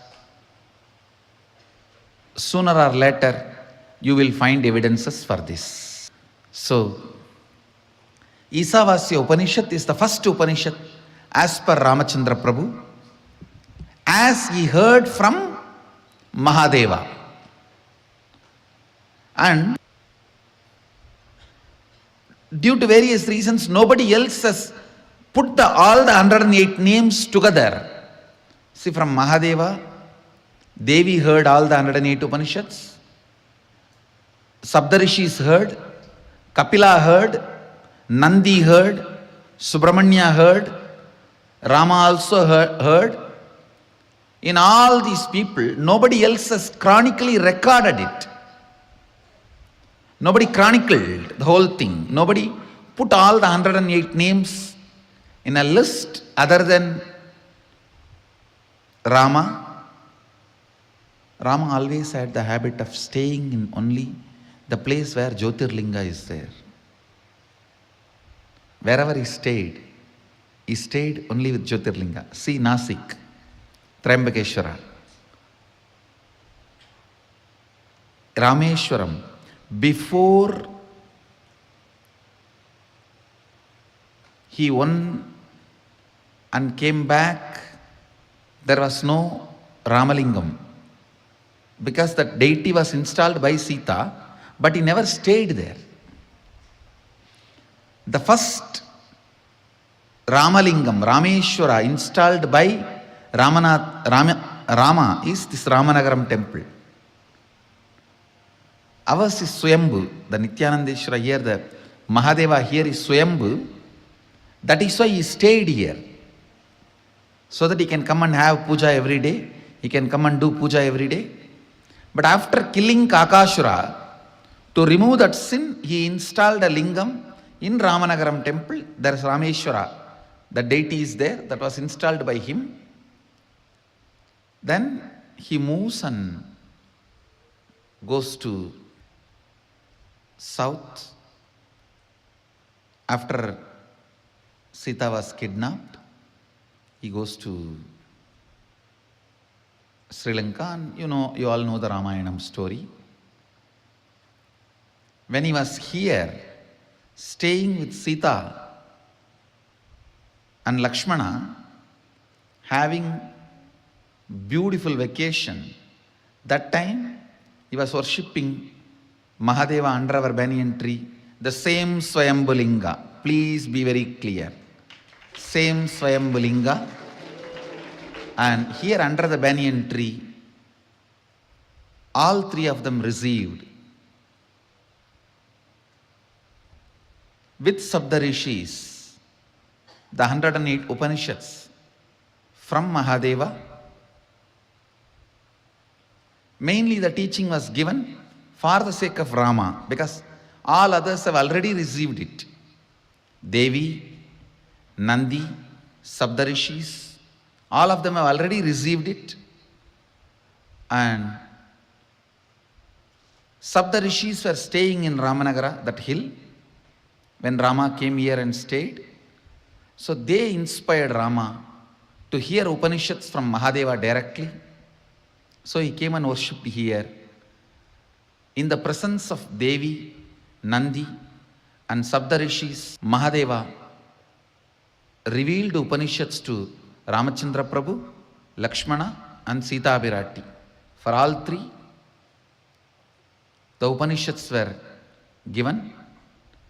Then the Kakashuravadam happened, and then he moved, continued, and Sita was kidnapped. Then he went to Lanka and conquered the Lanka and brought Sita back.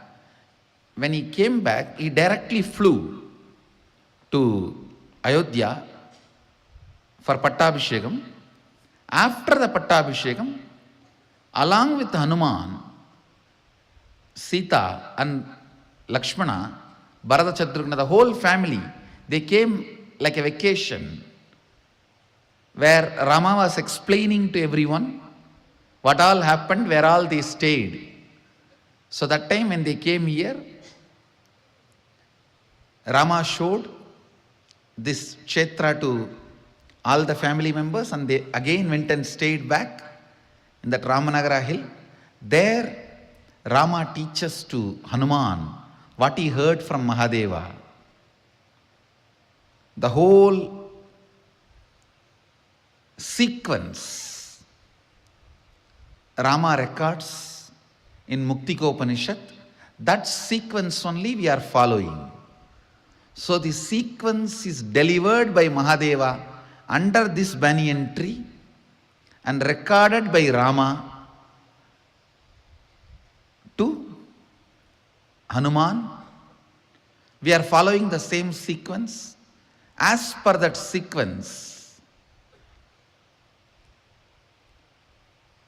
Ramachandra Prabhu is the oldest recording we were able to get it about this 108 Upanishads. So we are following that. The 108th Upanishad, the Muktiko Upanishad, Sri Ramachandra Prabhu records all the 108 names. As per that 108 names, this is the first Upanishad, Isavasya Upanishad, 18th verse. I'll repeat the verse once, read out the translation, then give you the commentary. Agnenaya Supataraye Asman Vishwani Deva Vayunani Vidwan Yuyot Yasmajjuhu Puranamena Bhuyishtam De Nama Bhuktim Videma Agnenaya Subhataraye Asman Vishwani Deva Vayunani Vidvan Yuyot Yasmajjuhuranamena Bhuyishtam De Nama Bhuktim Videma. I'll read out the exact translation. O Agni, the fire god, knower of all our actions and all that is worth knowing, you must take us along the righteous and auspicious path of completion. Please listen. You need to understand this first line. O Agni, the fire god, knower of all our actions and all that is worth knowing, means even the modern science proves when your brain knows something, that area gets lit up. The knowing action happens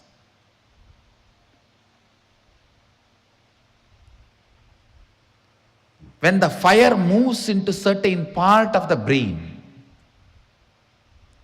Please understand.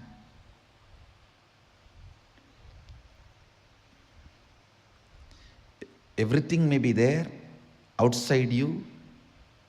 You will not know if the fire does not move in your brain. If the fire moves in your brain, only then you will know what is happening. So, fire is responsible for knowledge, knowing to happen in you. Listen carefully. Fire is responsible for the knowledge to happen in you. I tell you, fire gets fully awakened by integrity. Nothing. Just follow intensely integrity.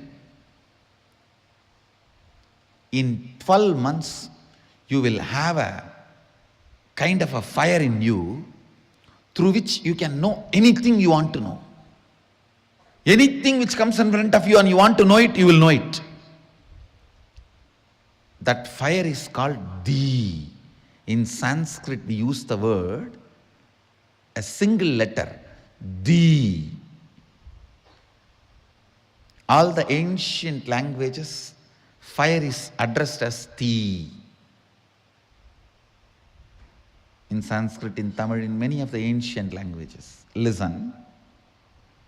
Thee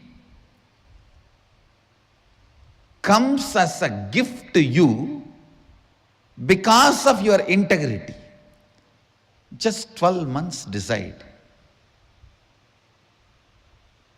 I will live in the space of integrity. No question of missing. It's just awareness. Awareness practice, nothing else. The thee will be awakened in your brain. That thee will give you the intelligence to know everything you want, anything you want.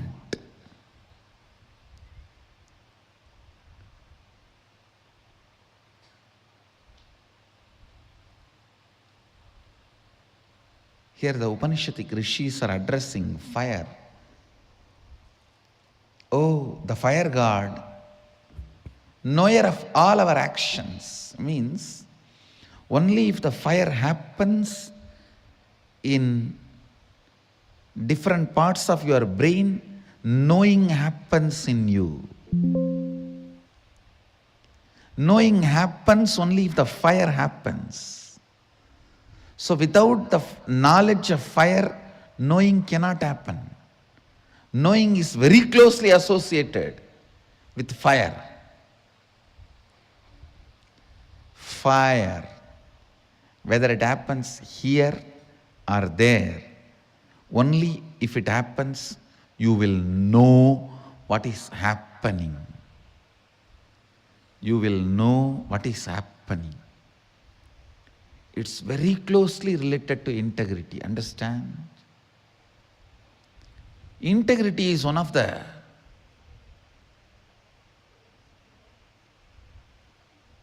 very powerful practice to awaken powers in you. If somebody practices integrity, I don't even touch to open their third eye. Enough. Just a blow is enough, it'll open up. Because integrity is like a fire. Any coconut kept near the fire, you don't need to break it. You just knock it, it'll open. People used to ask me, I used to break the coconut just like that. I'll put it in the hand and it'll break. People ask, how, Swamiji? It's nothing. If you keep the coconut near the oven, that fire, when it heats up, you don't need to break. You just knock, it'll open up.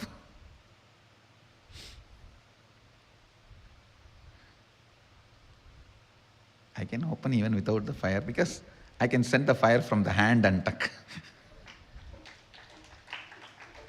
But the science is same. Whether you put the fire from outside or through your body, the science is same.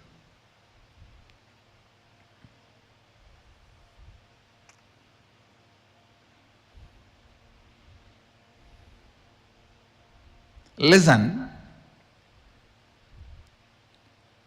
fire, knowing, integrity is all one and the same.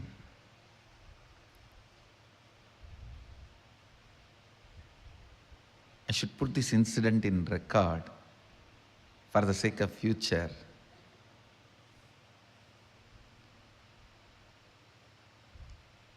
When I was reciting this verse on the banks of Ganga, the place called Telghat, actually Hamsananda Swami, who gave Kashaya to, means the Kavi, to Vibhudananda Puri and Isaki Swami, when he was traveling towards south, he came by walk to Rameshwaram. That time they received and they asked me to go and meet him.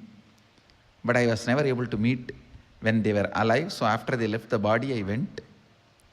and had his darshan.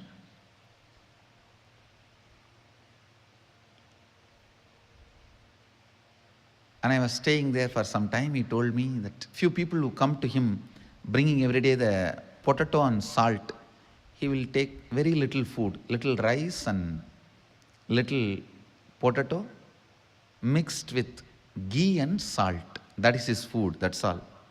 Boiled potato, adding ghee and salt, he will make like a ball and he will put that into the rice and have. That's all is his food.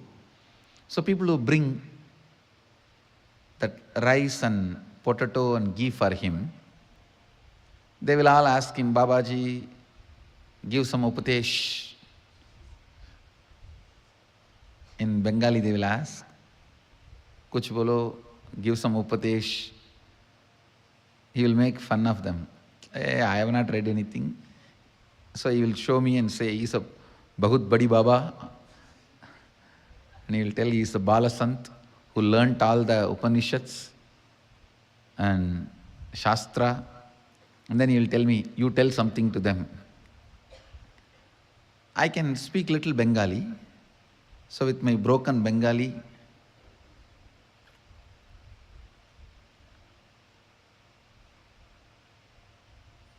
I was trying to explain these Upanishads. When I was explaining this 18th verse, this very mantra,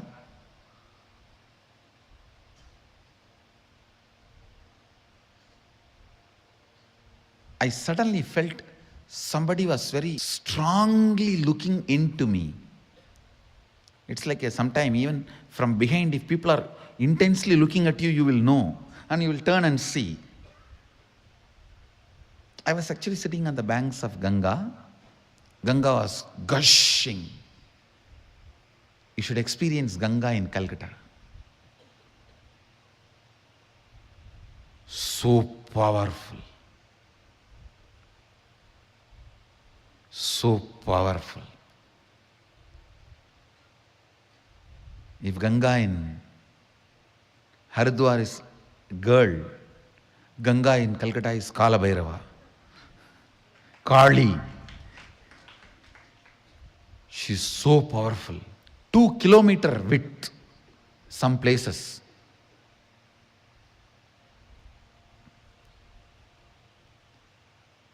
And often changing the direction.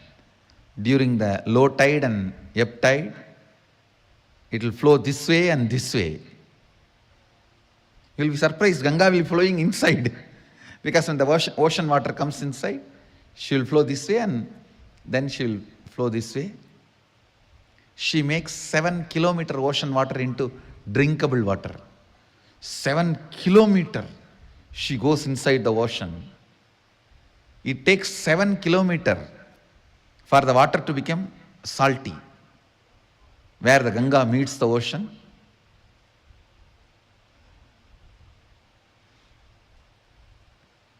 I was sitting on the banks of Ganga.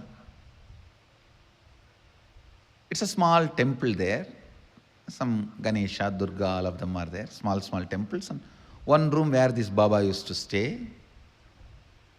He's a Naga basically. So he won't wear dress. And he will sit on the gunny bag. The place is called Telghat. A few rich Jains used to bring that rice and potato for him, sometimes roti. So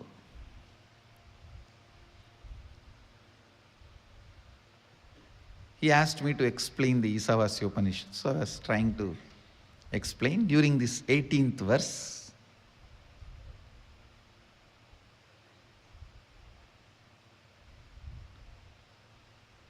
I felt somebody was intently looking at me. I just turned. I saw Hamsananda Swami only. He was only staring at me. Too strongly. He was staring at me.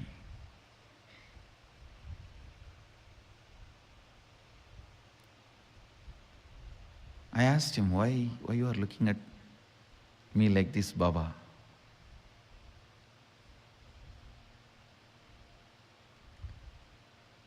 He said, when you were explaining intensely, I understood whatever you are sharing, it is directly from your experience. So I wanted to look in. Whatever is in your inner space, I just wanted to grasp. When I looked in, I saw it's a whole cosmos opening. I got frightened. You turned towards me.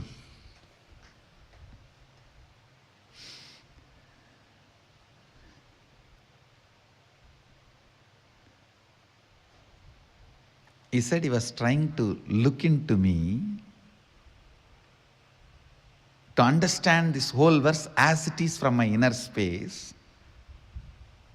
But in my inner space, he only saw the cosmos. He got frightened.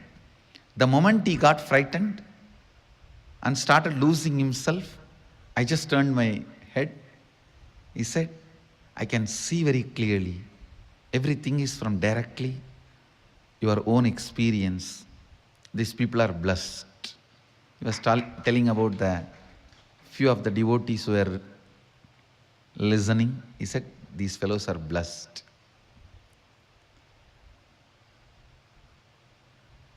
Agnena yasupataraye asman vishwani deva vayunani vidvan yuyot yasmajjuhuranamena bhuyishtam denama uktim videma.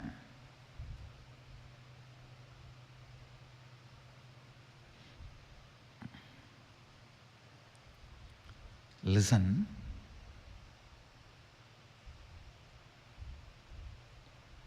Agni is the knower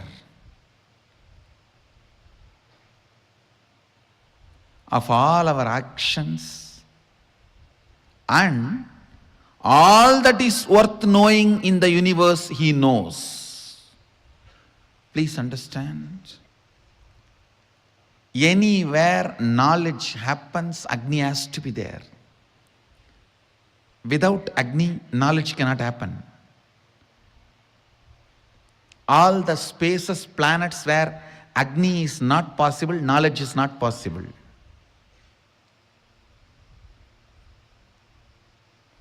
The modern day scientists are searching and trying to find if there is a place with water, human beings will be there or aliens will be there. I tell you, no. If there is a place where Agni can happen, only there life can happen, knowledge can happen, nowhere else. Only where Agni can happen, knowledge can happen, life can happen, nowhere else.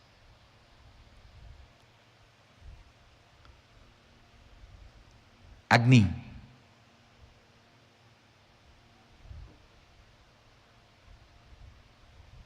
Who is knower of all our actions and everything worth knowing. Whatever is worth knowing in the planet Earth, Agni knows it. He knows it.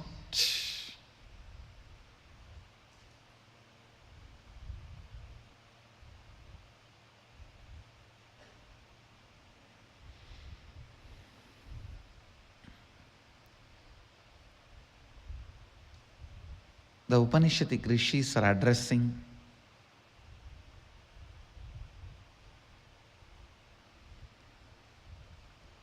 Agni as knower of all our actions and all that is worth knowing. Then they pray, you must take us along the righteous and auspicious path of completion. You must take us. Please understand. The prayer is not casual, very deep, detailed. You must take us along the righteous and auspicious path of completion. Subhadharaye Asman Vishwani Deva Vayunani Vidvan. You must take us.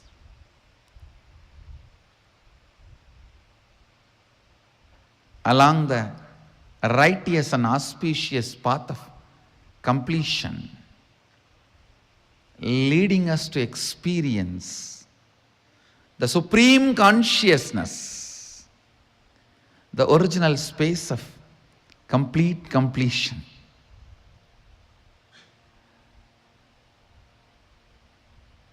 I can say that this is the best prayer you can offer to God when you meet Him personally.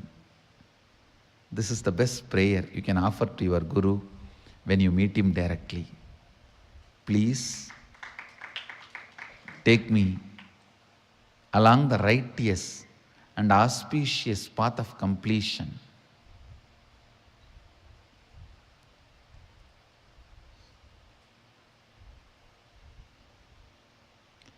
Leading us to experience the supreme consciousness.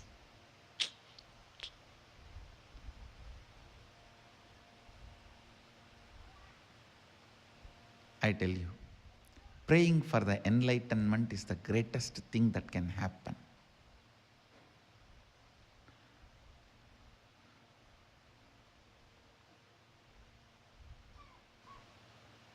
Intensely seeking enlightenment, praying for enlightenment, I tell you, more and more you pray for enlightenment, more and more your routine will become integrated. Laziness will never be part of you. Boredom will never be part of you. Boredom and laziness is nothing but you do not want to hold on to your ideals, that's all. You do not want to hold on to what is life for you, what life holds for you.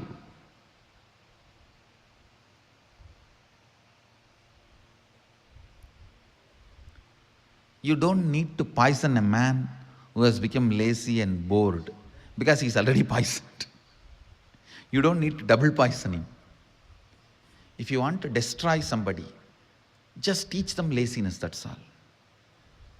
Make them lazy, over. You destroyed them. Make them feel tired, over. Bored, over.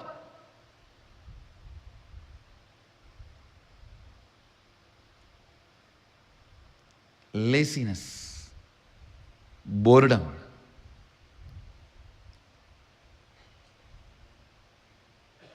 this too grows in you when you do not remember the purpose of your existence. Seeking and praying for enlightenment, this too makes you reinvent yourself, awakens you. It is like a amrita during the old age. In the old age, if you drink the nectar, suddenly you will become again 16 and start the new life. Listen.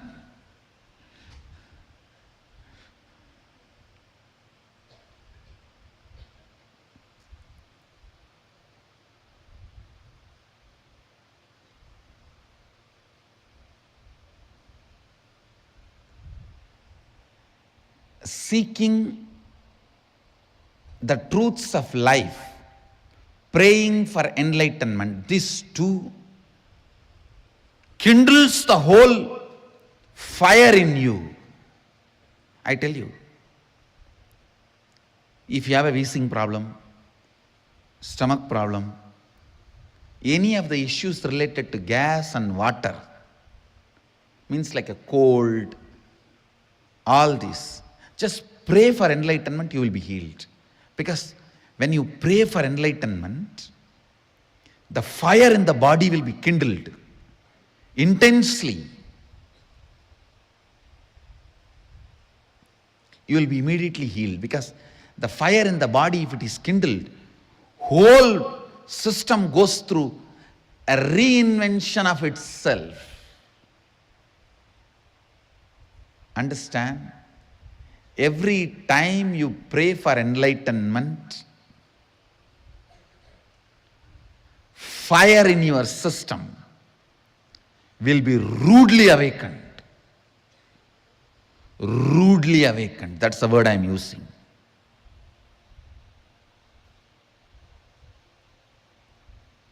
It will be so rudely awakened.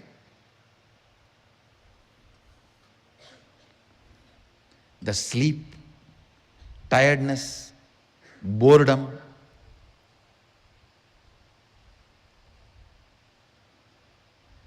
while you are in the daytime, if you are daydreaming, in the night you will be just moving in the bed this way and that way. You won't sleep.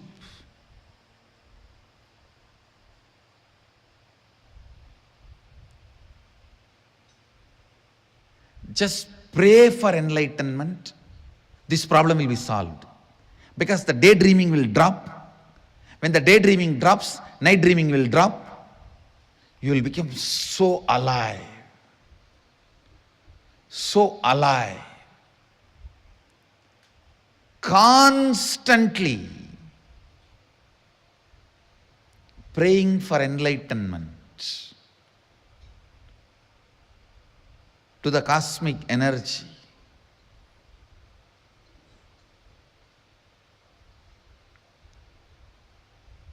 You can call it as God or Guru, whatever, it's up to you.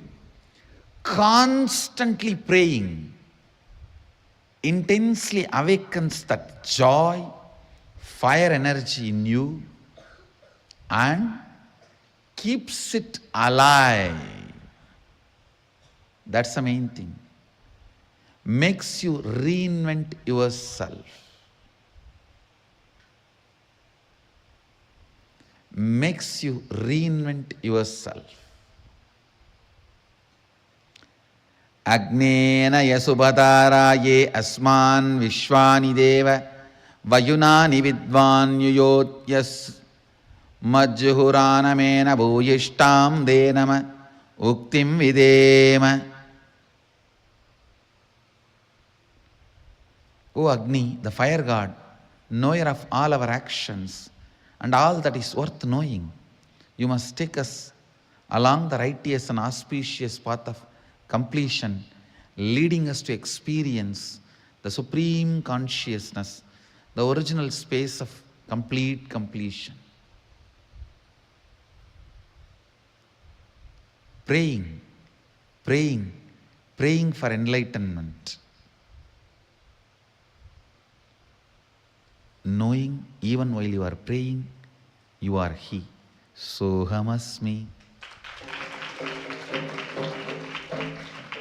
Remembering, even when you pray, you are He. Sohamasmi. Pray intensely, constantly, for enlightenment, with the context, even when you are praying, you are He. You are He.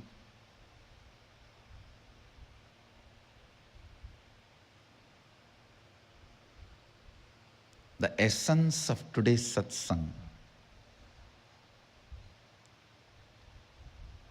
constant prayer for enlightenment. I'll continue to expand on this verse because there are some more beautiful sacred secrets, that innocent surrender, innocent devotion. Devotion and surrender without qualifying or giving any conditions apply.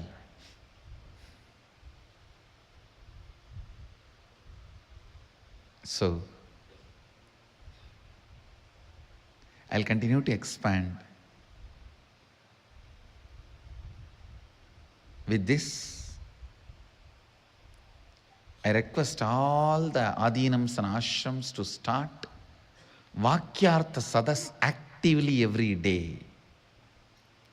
In the internet, in the Facebook, in the YouTube, in the ashrams, in Adinams, everywhere. Do Vakyartha Sadas. Do Vakyartha Sadas. With this, I bless you all. Let you all radiate with integrity, authenticity, responsibility, enriching, causing, living Shuddhadvaita Saivam, the eternal bliss, Nithyananda. Thank you. Be blissful. Nithyananda Dhyanapitham, Nithyananda Nagar, off Mysore Road, Bidadi, Bengaluru. Phone 08027279999. www.nithyananda.org. www.youtube.com/lifeblissfoundation.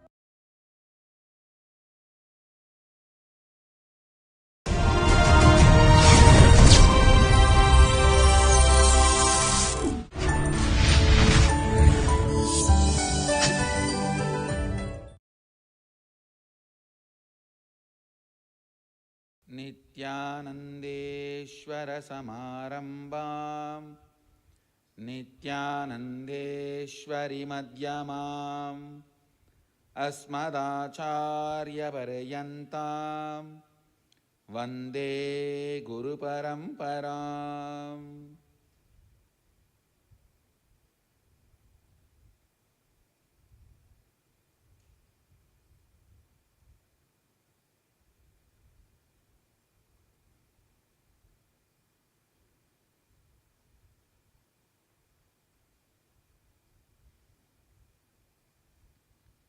I welcome all of you with my love and respects. I welcome all the devotees, disciples, Samajis, Satsangis, Sri Mahants, Tanedar Kotari, sitting with us all over the world through Nithyananda TV, Sadhana TV, and two-way video conferencing, having Nayana Diksha, sitting with us all over the world. Seattle Adinam, Toronto Adinam, Phoenix Adinam, Bogota, Colombia, Indrani, New Jersey, Trinidad, Tobago, Warrington, UK, Hyderabad, Gupta Kashi, and lot more cities. With this now, I welcome all of you with my love and respects. I first want to tell you guys,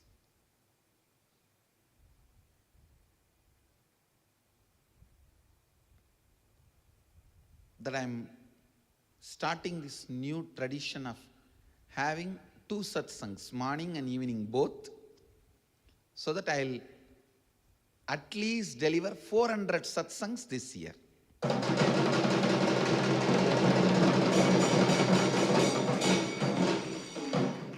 Instead of 365, at least 400. And I'm making these two satsangs as a tradition, because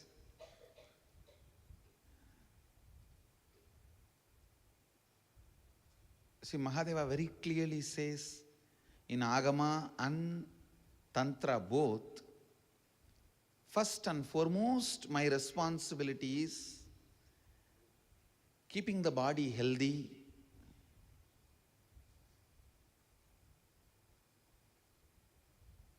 so I'm letting the body adjust itself to its natural biological clock. Like when it feels like eating, let it eat. When it feels like lying down, let it lie down. I'm leaving it to it. Yesterday night till 3:30, I was sitting and working.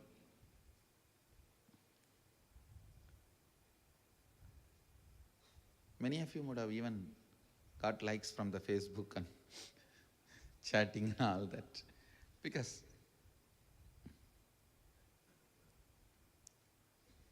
I'm letting the body to create its own rhythm and its own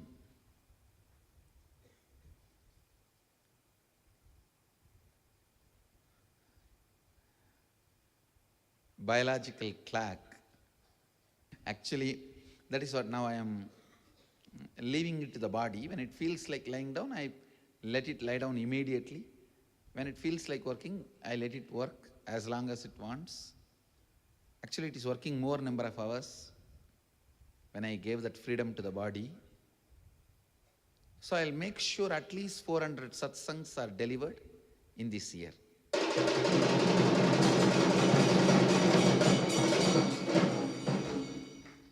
And of course, I already committed all the 400 powers, the whole science I'll reveal. Not just science, I'll start even doing initiations, means making those powers as an experience in your system. Let me enter into today's subject. I have just few more things to share about seeking.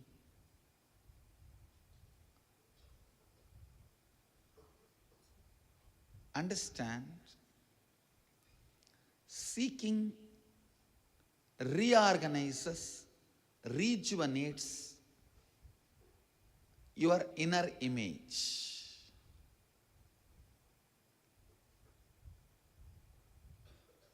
It beautifully evolves a very powerful inner image, very powerful outer image, very powerful life image.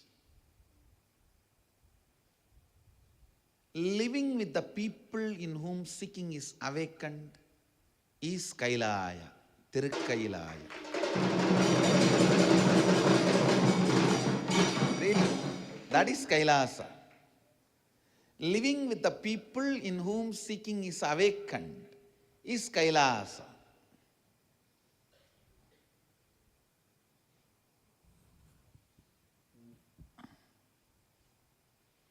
And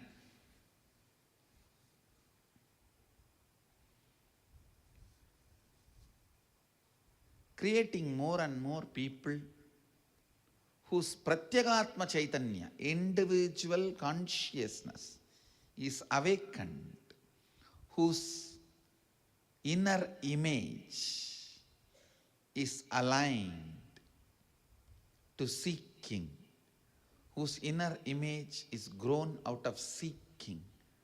Understand?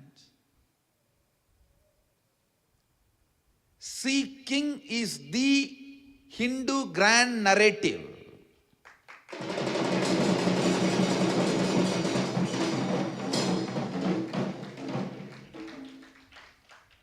Before expanding on this new word, which I uttered, the Hindu grand narrative, I wanted to acknowledge, thank Sri Rajiv Malhotra.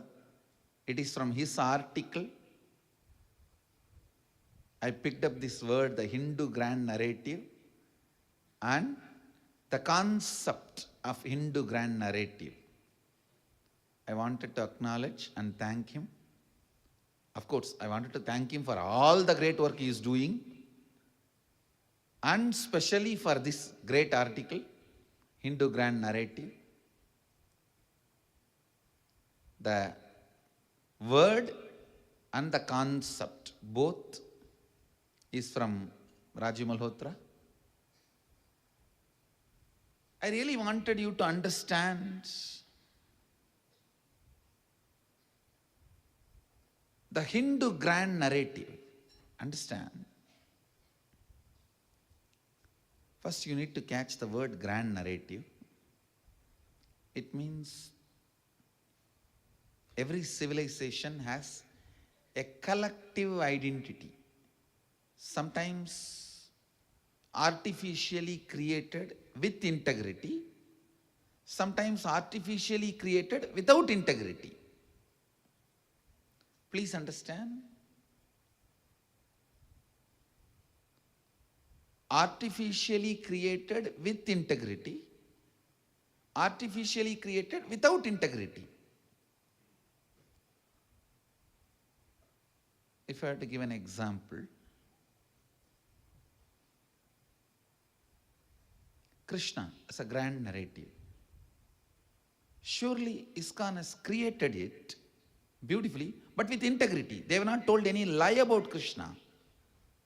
They have not told any lie. They worked Very properly they created. Maybe the artificial word is not the right word. I should use that. Organized. They created in a very organized way. Krishna has a grand narrative for their organization, but with integrity. They did not miss integrity.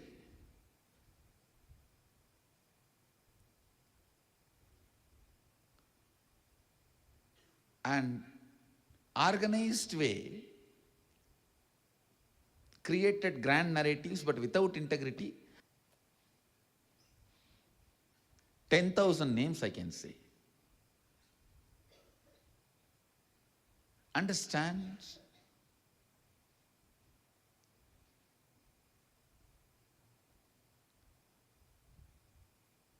The grand narrative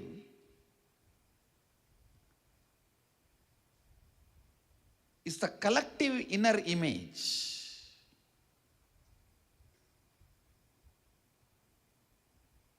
Each civilization creates their own grand narrative. Each civilization adopts their own grand narrative. Sometimes the grand narratives just evolve spontaneously and get followed. Sometimes the grand narratives are very organized way propagated and followed. A spontaneously evolved grand narrative is Shirdi Sai Baba's grand narrative. With no organized effort, just spontaneously the grand narrative started and it has spread all over the world as Shirdi Sai movement. Organized way, but with integrity, created is Bhagavan Swaminarayan, Krishna, grand narrative of Krishna as per ISKCON. It's all organized way it is done. I should not use the word artificial. Organized and with integrity. They have not told any lie about Swaminarayan, or they have not told any lie about Sri Krishna. Whatever ISKCON declares and claims about Krishna is completely truth, including their idea of he is the supreme. Because, please understand, anybody experiences the ultimate through a window, he feels his window is also supreme. Through a window, if you see the sky, by and by you feel that window frame is also the sky. And through any window, you experience the sky. You are given freedom to declare that window is supreme. You are not given freedom to say there is no other window, but you are given a freedom to say that window is the suprememost. And so because that freedom is available already in Vedic tradition, even they are declaring Krishna is the God, ultimate God. I'll say they are integrated. They are integrated. Only they don't have a right to say that there is no other door, which they are not saying. I don't see them saying there is no other door. But they say that Krishna is supreme door. That is perfectly all right. In Hindu tradition, we are very clear. Praising in the level of praising and promoting, exclusivity is allowed. Only you have no right to deny that there is no other possibility. That right Vedic tradition does not give, and Vedic tradition does not accept that. Vedic tradition is very clear that you have no right to say no other door exists, no other possibility exists. You have no right to say there is no other supreme possibility. how many supreme most superlative degrees you add, or the infinity of superlative, that same thing somebody can add for their ishta. That is the beauty of our Vedic tradition. So with integrity, organized, but with integrity, the grand narratives of ISKCON and Bhagavan Swaminarayan movement, all that was created. Artificial, but without integrity. I can give you 10,000 grand narratives of that example, which I don't want to say the names now.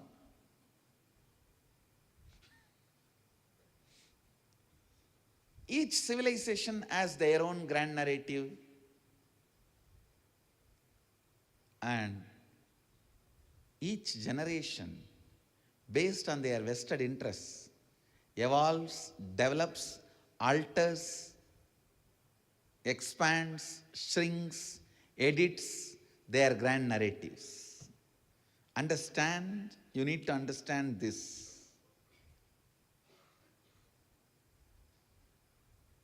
Fighter can use Krishna as a grand narrative from a different context. A lover can use Krishna as a grand narrative from different context. So the different contexts set as per the requirement of the time,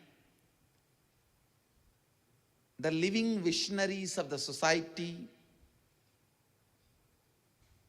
either in the field of spirituality or politics, the decision makers, the rulers, they evolve their own grand narratives. And the grand narratives exist in the society is also altered and given a different context. For example, the whole Shaivism in Tamil Nadu, Jnana Sambandhar is the grand narrative. In course of time,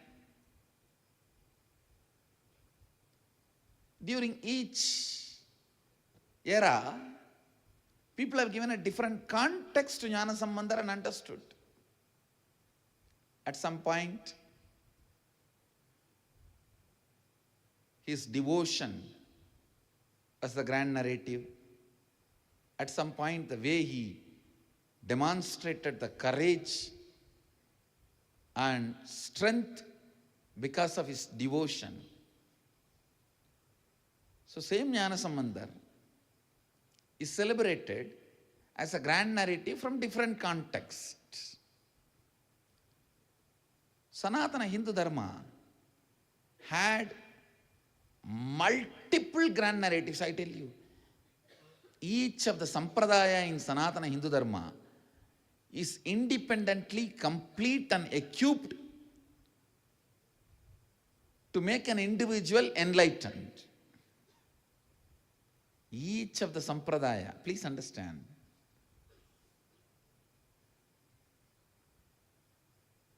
each of the sampradaya in Sanatana Dharma is completely equipped with a grand narrative, technique, method. Actually, you can't call Hinduism as a religion not because it lacks something. Every sampradaya of Hinduism is a religion. In the West, what you define as a religion, what all they have, all that each tradition of Hinduism has. That is why I should say that it is a encyclopedia of religions.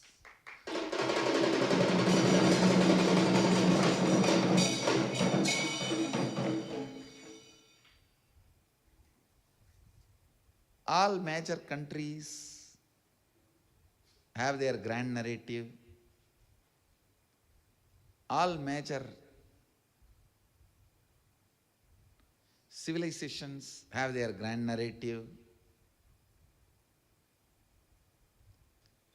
Based on their need and time, some grand narratives are built with integrity and some are built without integrity, but they have one.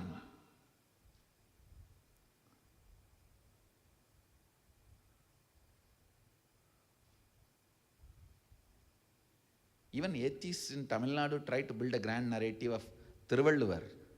But one good thing is, we have tons and tons of documentation that Thiruvalluvar is one of the Saiva saint. Even though they try to distort his identity,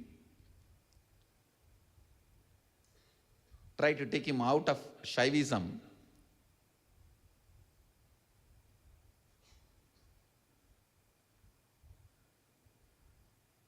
the moment these fellows are gone, these atheists who are trying to take away the identity from Valluvar, the moment these guys are gone, he will get back his identity, but all the monuments built for him will be useful for us to recreate the real grand narrative of Thiruvalluvar.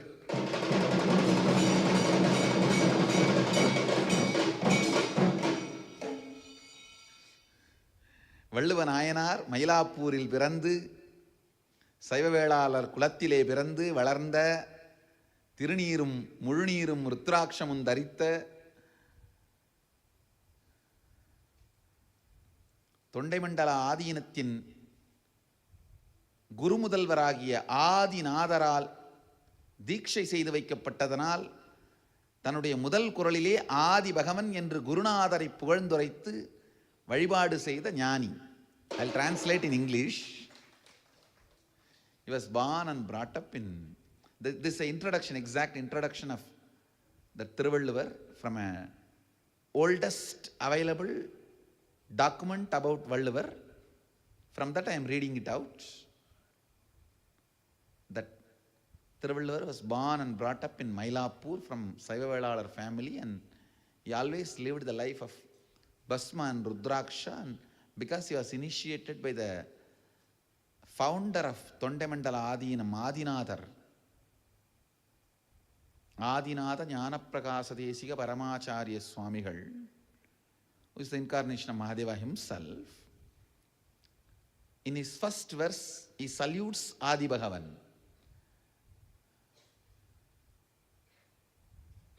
And the Adinam means the Gurupita of the Valluvar community is Tondemandala Adinam. That Adinam's the Gurumudalvar, the founder, is Adinatha Swamigal. Still now, with that same name he is worshipped, and the oldest palm leaf of Tirukkural was discovered in that Adinam only.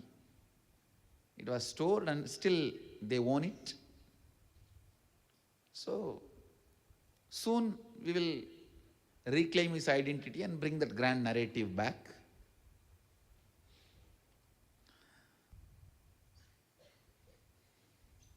So this grand narrative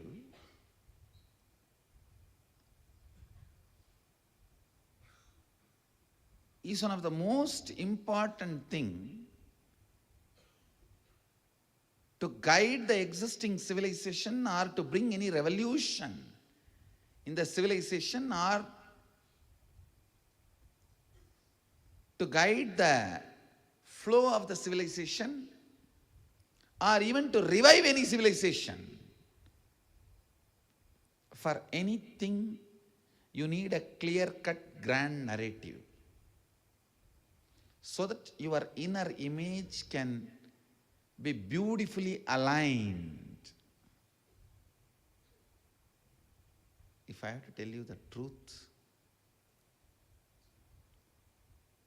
my grand narrative was Arunagiri Yogeshwara and Annamalai Swamigal.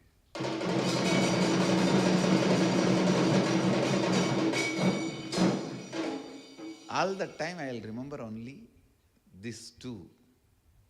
Any practical actions Annamalai Swamigal, any of this mystical inner space, Arunagiri Yogeshwara.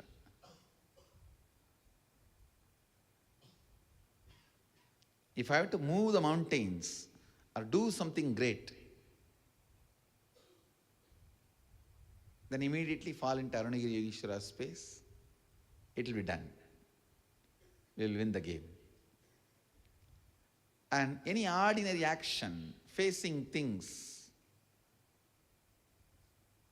first thing I'll think, at this moment, how Annamalai Swamigal will respond. That is the way I grew up. Till the age of 12, my grand narrative was Arunagiri Yogeshwara and Annamalai Swamigal. Every situation, I'll think how he will behave, how he will respond, how he will react. So they became my grand narrative inside. See, you need a grand narrative, only then you can align your inner image to it. Need of the Guru itself is nothing but a need for grand narrative. Your need for Guru is nothing but your need of grand narrative. Whoever accepts me as Guru, for all of you I become the grand narrative without even telling. This is the way the grand narratives gets built. We had thousands of grand narratives in each locality. For example, whole Maharashtra, Jnaneshwar was the grand narrative, Sant Jnaneshwar. Whole Karnataka, Bhagavan Basavanna, he was the grand narrative.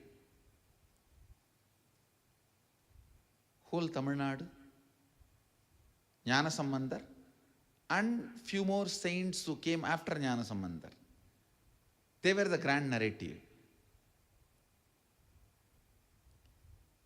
If I look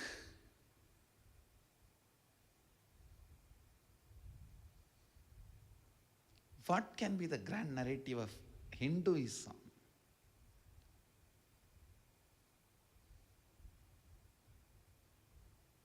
It cannot just be a concept. It has to be a person, very physical, down to earth, which people can perceive in their level and play with their visualization, use it to align themselves. If a concept can be a grand narrative of Hinduism, then seeking is the grand narrative of Hinduism. It just can't be seeking.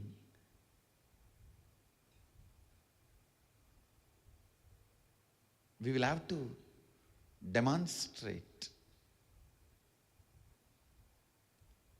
show the grand narrative.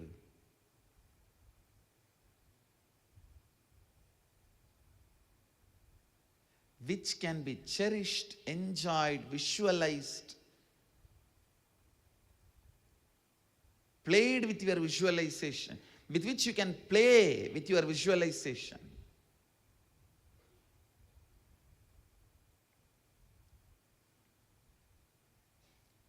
Which can inspire you to align your inner image, which can remind you again and again the highest purpose of your existence, seeking, which can raise you to the space of seeking again and again. Hindus have denied the need for a grand narrative for last at least 200 years.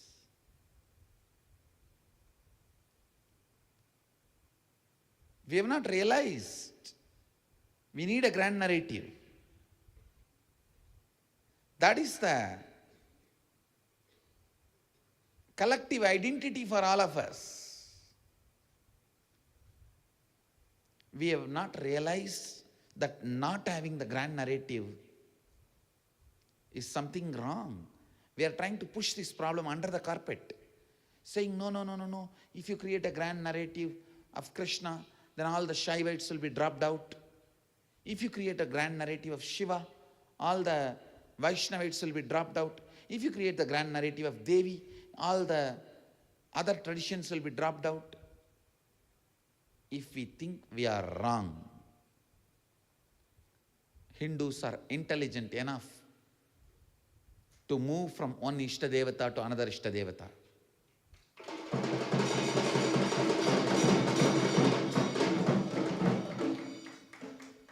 If you have not had at least 6-7 Ishtadevata, you are never a seeker.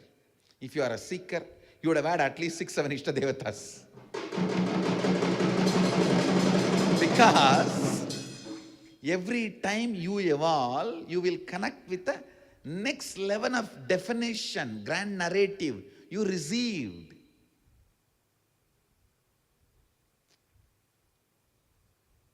If you received Mahadeva as the embodiment of enlightenment, as a description about him, at the age of 7, you may not have felt connected with him. At the age of 7, you need Ganesha who nicely eats and roams around and jumps. Maybe the grand narrative of Ganesha would have been more appealing for you. And at the age of 14, the grand narrative of Subramanya would have been more appealing for you. Youth, beauty, valor, vigor. Then maybe after you face 2-3 girlfriends, then you need Mahadeva. The grand narrative of enlightenment. You will simply feel connected.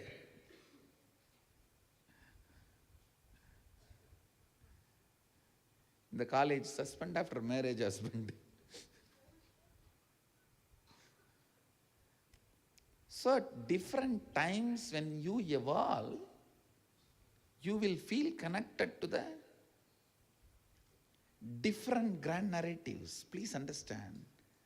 That is why the number of atheists in Hinduism is too low than in other religions. Because in other religions, they have only one grand narrative. If it does not match with you, if you don't feel connected, you simply become atheist. With us, it is not the case. We have 2000 grand narrative, and if you have a guru, he will made to order and give you. He will even make one new one for you. But this is not our weakness. Please understand.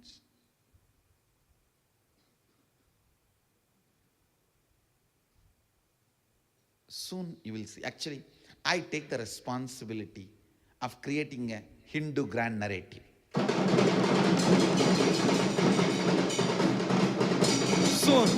Soon, very soon, you guys will have all-inclusive but non-diluted. All-inclusive but undiluted. Because of inclusiveness, only becoming powerful, not having any powerlessness because of inclusiveness. We will discover and reveal the Hindu grand narrative to the world.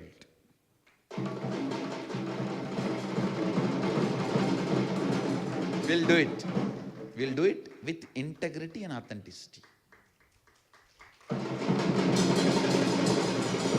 I only want to tell you all, Hindus not having grand narrative and not doing research and thinking in that line of need to have a grand narrative.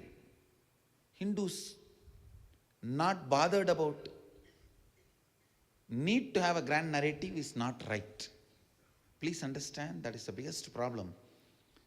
The Hindu leaders are not even realizing we need a grand narrative. We need to spend a lot of time and energy into it, and we need to evolve it. It is unfortunate. Hindu visionaries and leaders are in self-denial, and they are trying to push the problem of Hindu grand narrative under the carpet. But that is running like a Tom and Jerry here and there, and coming back and biting the carpet and biting you.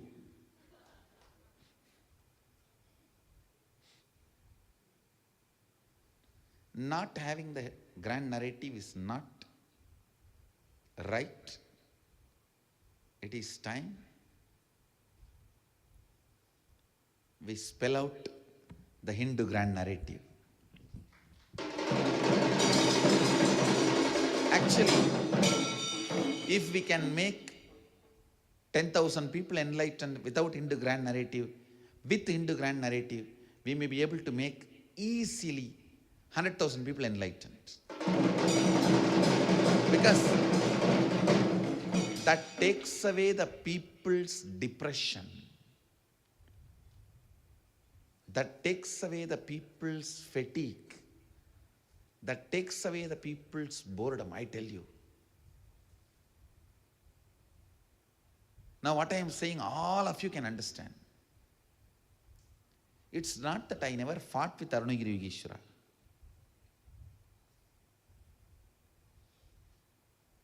I had my own ups and downs with him. But every early morning, the moment I see him, everything is over. Just like what happens to you when the curtain opens.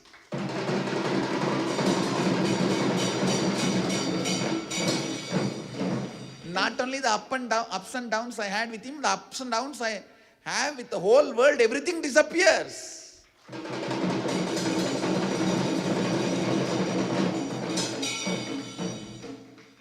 Now it is neither up nor down. It is all jing chak chick. It's all now. I tell you, human beings live in the intoxication of grand narrative. And the intoxication of grand narrative is required to go through forced depression by the stupid social narratives. See, society gives you some narratives. As a mother, you should be this, this, this. As a father, you should be this, this, this. As a brother, you should be this, this, this. This all forced on you, and your biomemory is made to believe. When you face some difficulty, problems, because of the social narratives about you, the intoxication of grand narrative takes away the depression. Understand, grand narrative is the antidote for all the sufferings you created based on your social narratives. It is such powerful inspiration to remove your mental fatigue, tiredness, and boredom.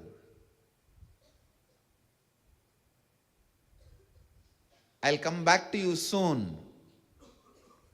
Today I only wanted to introduce this concept of grand narrative and need for the grand narrative to keep your seeking up and alive and active. I'll come back to you with a Hindu grand narrative soon, which will keep your seeking up alive and make you enlightened.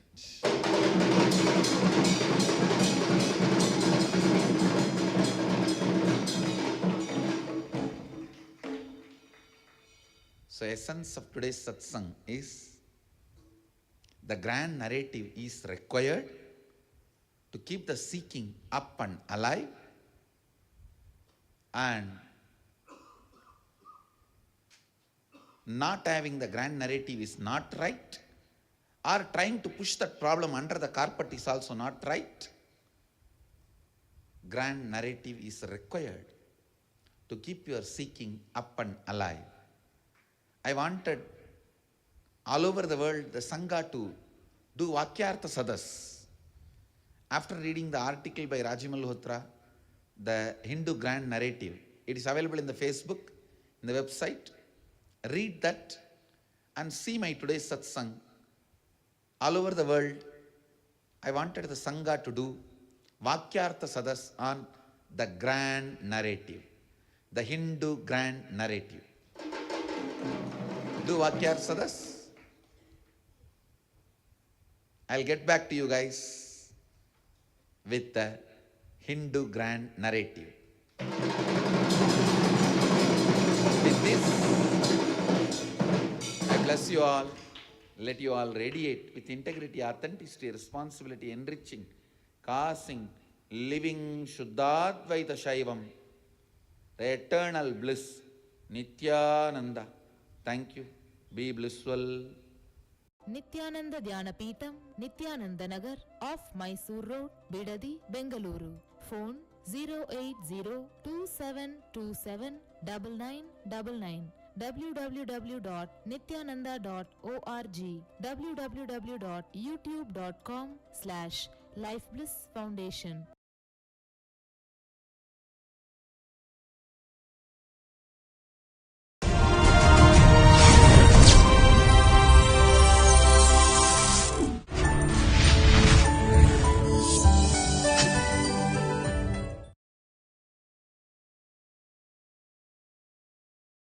Nithyanandeshwara Samarambha Nithyanandeshwari Madhyamam Asmadacharya Paryantam Vande Guru Paramparam.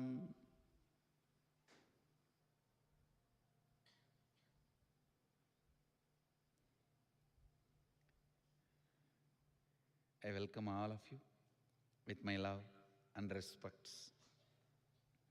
I welcome all the devotees, disciples, Samajis, Satsangis, Sri Mahants, Mahants, Tanedar Kotari, visitors, viewers, sitting with us all over the world through Nithyananda TV and two-way video conferencing, having Nayana Diksha. Cities sitting with us, Los Angeles Adinam, Kuala Lumpur Adinam, Toronto Adinam, Guadalupe Adinam, Hyderabad Adinam, Clutch Romania, Mukta, and lot more cities, Bangalore North, everywhere. I welcome all of you with my love and respects. First thing I want to tell you guys, I'll try to give satsang morning and evening both.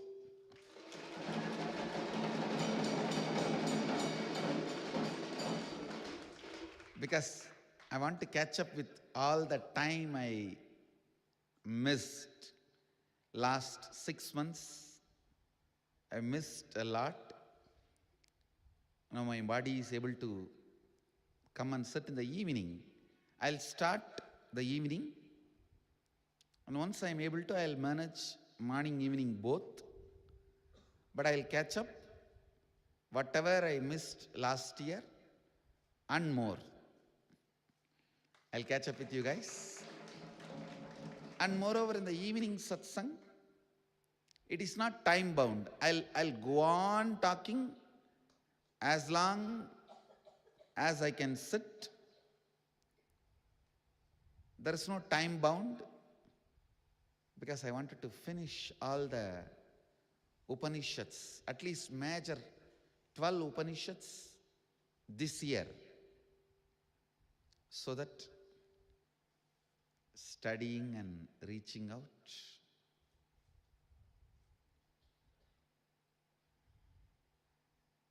Before entering into the today's verse, Isavasya Upanishad, 16th verse, I just wanted to give the essence of the last 15 verses of Isavasya Upanishad. Understand last 15 verses of Isavasya Upanishad. The essence in one word is seeking. Intense decision to have seeking, I tell you. The ferociousness of seeking is powerful enough, like the fire of Kalabhairava, to burn everything which need to be burnt and destroyed. Please listen, I'll repeat. The ferociousness of seeking is powerful enough as the fire of Kalabhairava to burn everything which need to be burnt inside you. Laziness, tiredness, boredom, everything which need to be burnt inside you, everything which need to be taken out of you can be just like that burned, just like that taken away, just like that cleared by seeking. Listen, how many microseconds it will take for negativity to disappear in front of Kalabhairava's ferociousness? Not even micro millisecond. Same way, the seeking, deciding to seek your home, deciding to seek where you can have eternal rest, deciding to seek where you can have eternal peace, deciding to seek where you can have eternal bliss. That decision itself, that seeking itself is powerful enough. Listen, powerful enough to give you the freedom to reorganize yourself. If there are 10 rods made out of copper and you have to make the deity of Shiva, keeping all the 10 rods together and tying it and start carving here and there on that, you will never be able to make the deity of Shiva on it. Just melt. Pour in the mold, you will have Shiva deity. Same way, as on now what you are, by self-development you will never achieve self. Please understand, the word self-development means stupidity. The self can never be developed. It should only be discarded. Whatever can be developed, which is just a mind. The developing your mind only, you call it as self-development. In the book classification, in US they have a category self-development. No, that category does not exist. I always tell people, don't classify my books under that. No. If you create a category self-discarding, then categorize my book in that. Because anything which can be developed is mind, about which we are not interested. Please listen.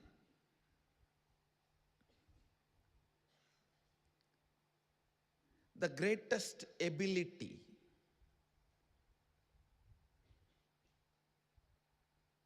you need to develop, first priority for you to develop,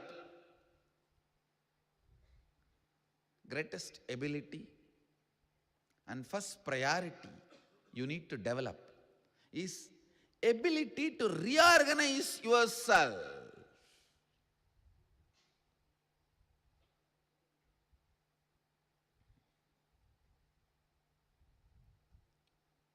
The whole seeking and living enlightenment is nothing but reorganizing yourself, not developing yourself. Please understand. Let me define. Developing means today you have a compassion to give 10 rupee charity. Tomorrow you put 20 rupee charity. And day after tomorrow you put 30 rupee for charity. And first you learn little compassion. Then you learn little love. That is development. Stupidity. Reorganizing means changing the very cognition you have. Till today, even my charity was done with the purpose of self, me, wrong cognition. From today, even my work is going to be done with the cognition of enriching.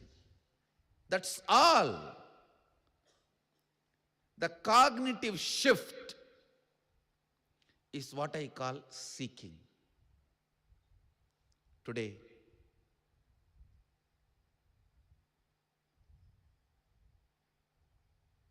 birthday of Swami Vivekananda as per the English calendar. If I have to describe whole life of Swami Vivekananda in one word, I should describe it as seeking. Seeking is the only word I can use to describe Swami Vivekananda. Intense seeking, I tell you. Seeking gives you the energy to melt you and mold as you want. Seeking means changing your cognition about you, world, God, everything to align to the reality. To align to the reality. You do not need anything as the first priority. Seeking is the first priority. See, from morning till night, the ideas which drives you, the idea of pleasure, the idea of pain, idea of right and wrong, idea of self-respect or self-denial, all this, see, is it all is aligned to the reality. Align them to reality. That's all. That's all is seeking. That's all is seeking. Nothing else is life. Again and again and again. Morning till night, whatever you do, the moment you wake up and till the moment you fall asleep, fall into bed, everything,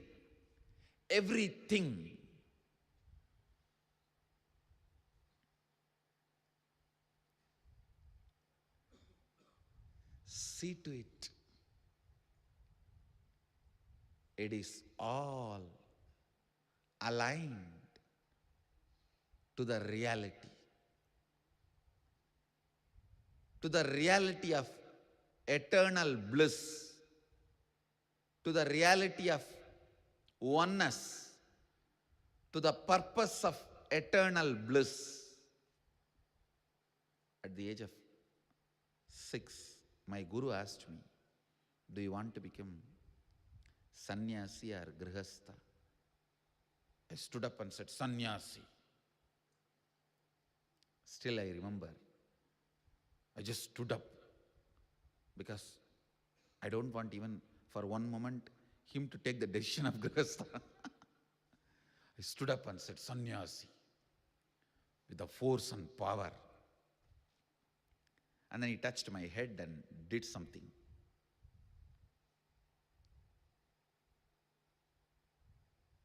Then after 2-3 days I asked,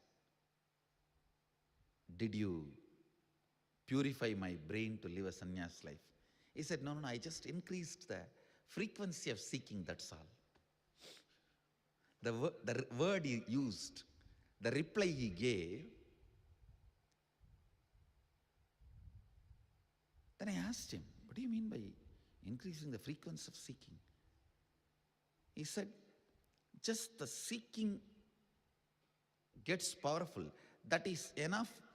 All the moral, discipline, values, everything will become automatically your body language, will become your muscle memory and biomemory." See, anybody, even struggling with brahmacharya, please be very clear, your seeking is not intense. Whether you are struggling with aparigraha or brahmacharya or asteya, any vow you are struggling with,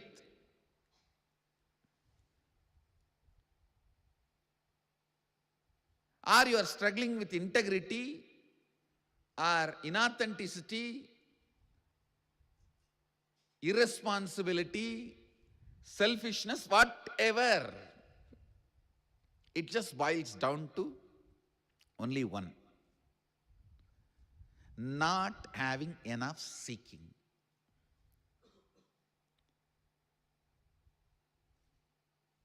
Just increase the intensity of seeking. I tell you,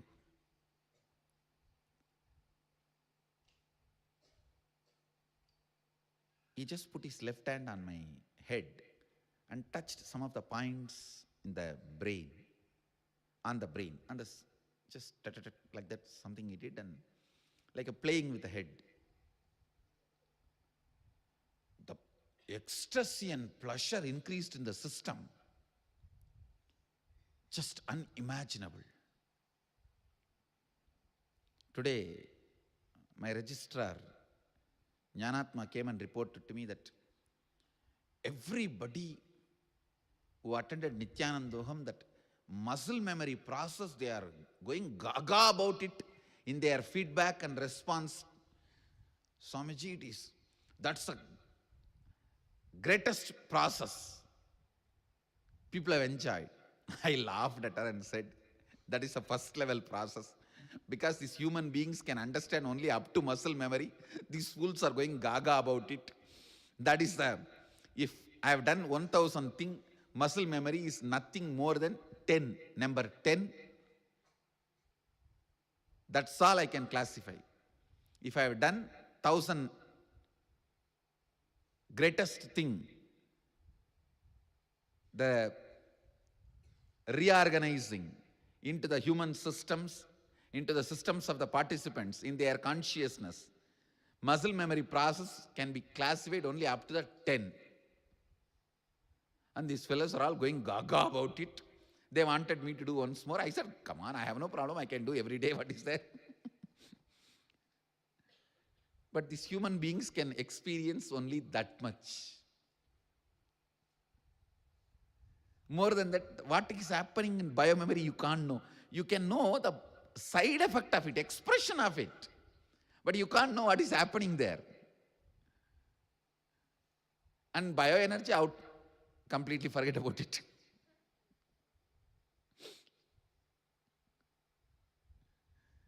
Understand what you guys experienced in muscle memory. If you attended Nithyananda Home process, you will know that exactly happened in my system when he touched my head and just moved his fingers on my head.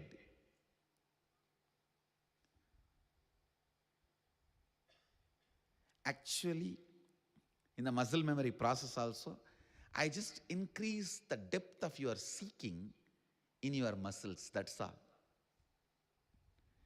See, basically, you are a pleasure seeker. I just have to tell you where it is, that's all. You are an ant seeking the sugar. I just have to tell you in your language where it is available, that's all.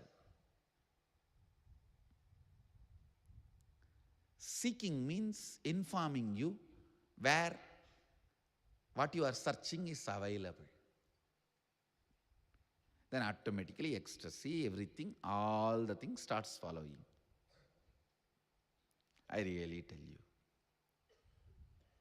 Nothing is more ecstatic, joyful, intoxicating than seeking.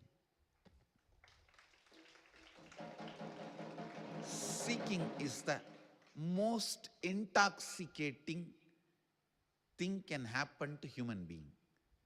Make this as a lifestyle. When you get up early morning, don't jump out of the bed. Just sit or sit back and look around, relaxed way, look around where I was, where I am now, where I am going to enter, what is happening. Ask as if the first day you are waking up. And of course, you are waking up first day. Because every day you wake up in a different space. Spend few minutes for these basic questions. Where was I?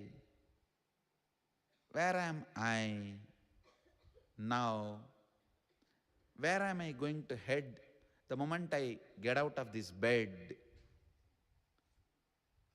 Just spend few minutes into these basic questions. Same way when you, before falling asleep, don't do that stupid TV.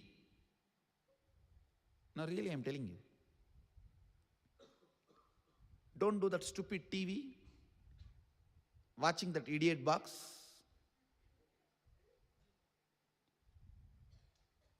Spend little time sitting, lying on your bed or sitting back on your bed. Just try to align all the things which are driving you, are they aligned to reality? Mahadeva gives only two instruction to a incarnation or a Jivan Mukta. Only two instruction.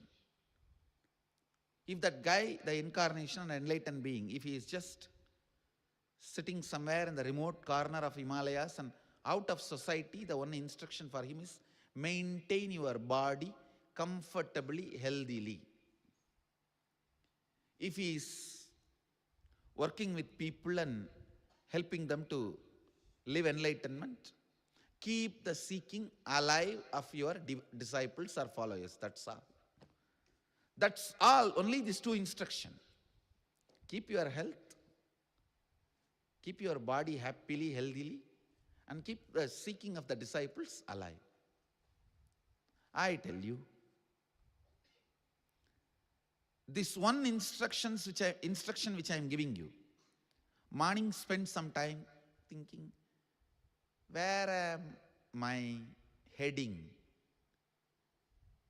My actions, my thinking, is it all aligning to the reality of life? What am I going to do after death? Am I going to exist after death? Am I going to exist after this body stops functioning? From where I came, these basic questions, understand, basic questions should be kept alive till the experience happens. It should be kept alive till the experience happens, till it becomes realization in you.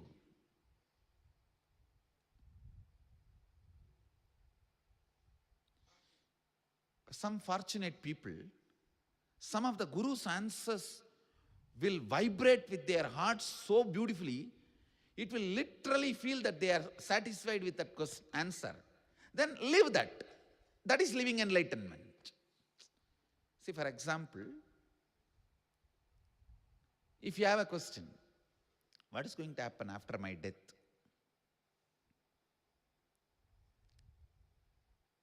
Sit and go on, contemplate about it. What is really going to happen after my death? Where am I going to go? Where am I going to head? Sometime, the answer you received from me, don't worry, even after death you are going to be with me in Aksharadama, in Kailasa. You are going to be with me, I am going to be with you. Some answer you received from me. For some people I would have said, oh, you will be one with the cosmos, don't worry. Some answer you received from me may be vibrating in your heart as truth. You will be so connected to that answer, you will be so happy with that answer, then you don't need to hold on to a question. You can start living that answer. Even that is seeking. See, there are some questions, even if I have answered, even if I told you, you are going to be in Kailasa with me, don't worry, it may not be vibrating with you. That answer may not be vibrating with you. Then hold on to your question. Nothing wrong. At one time, the Guru Bhakti will take over and this answer will start vibrating. But till the Guru Bhakti takes over and the answer reverberates in your being, you can't drop the question. If you drop the question before the answer reverberates, you will enter into boredom. That is what I call sannyas middle-age boredom. For samsaris by 45, by sannyasis by 30. No, really. By samsaris by 45. 10 years of living with one fellow. Or 15 years maximum. Living with one wife or one husband. That middle-age boredom. All these stupid magazines all over the world. Men's health, women's health, these, that, everything. Trying to make your middle-age life great. It will not be successful, I am telling you. All these magazines are doomed. They will not be useful in any way. Stupid magazines trying their best to give you different tips to romance, make your life more and more colorful, romantic.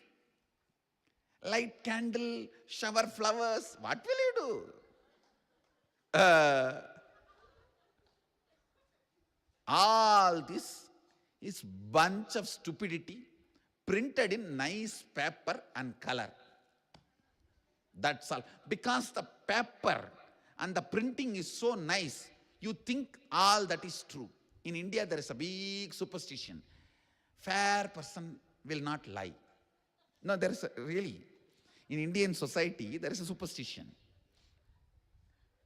A fair person will not lie. Like that only, if something is printed in shining paper, colorful printing, you think it is true. Read all these middle-age lifestyle magazines.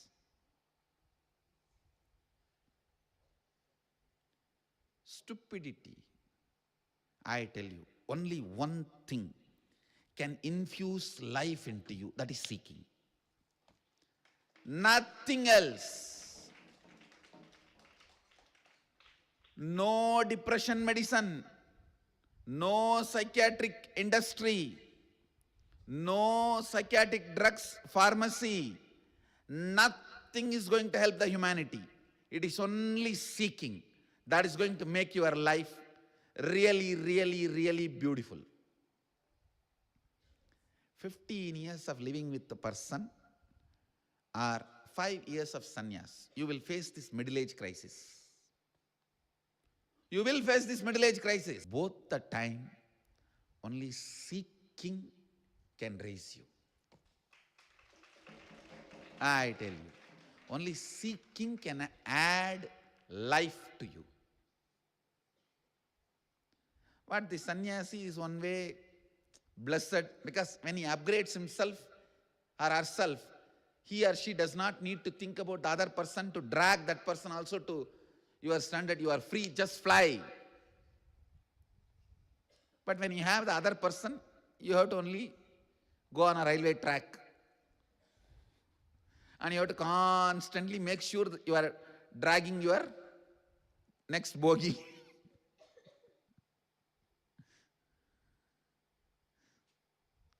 With the sannyasi, one benefit, you can just take a fly. You are a jet.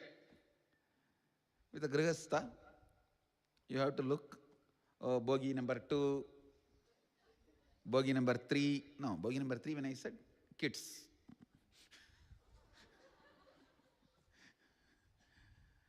And then sometime the elderly parents, you have to see all that and see to it. You have to drag all of them. So it becomes little, you need little more steam, that's all. Listen,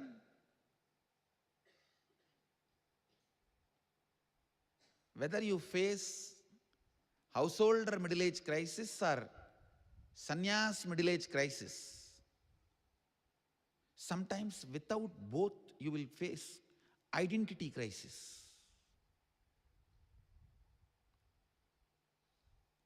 You will neither be a proper committed grihastha nor be a proper committed sannyasi, roaming around vagabond.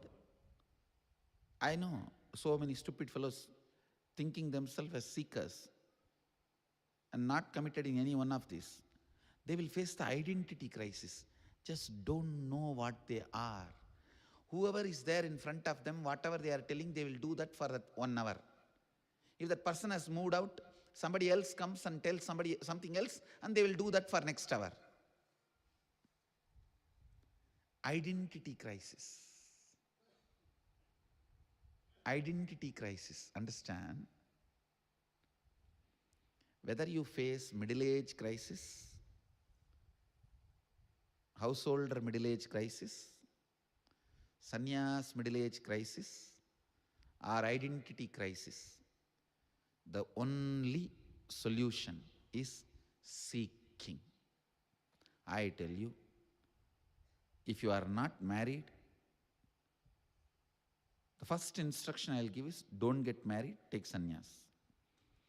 If you decide to get married, at least marry somebody who is a seeker.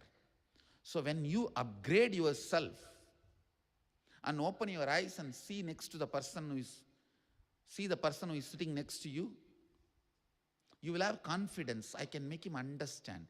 Either he will fly with me, he will come with me, or he will support me to upgrade myself. Living with a person who is not a seeker is worse than hell, I tell you. It is just worse than hell.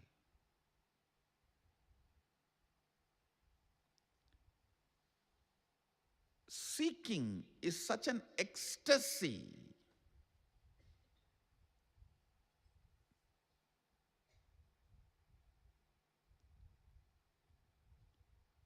Just a few days before I've given a special initiation to Balasans.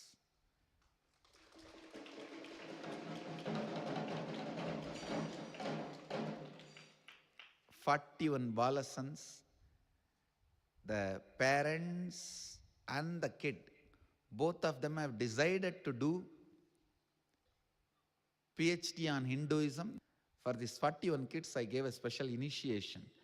The first thing I did, programming their system to not to lose the frequency of seeking till enlightenment. Actually, they already started expressing powers. I can say each one of them are expressing at least minimum 5 powers. When the powers 5 becomes more like a 20, 30, 40, 60, even then the frequency of the seeking will be more powerful than the other powers they express in their biomemory. I raised the intensity of a seeking such till enlightened, they will not be diverted.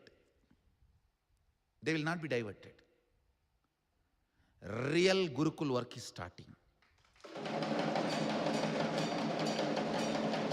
Real Gurukul work is starting. Few days before, one of my Mahant from Tamil Nadu came and said, Swamiji, why don't you start a medical college?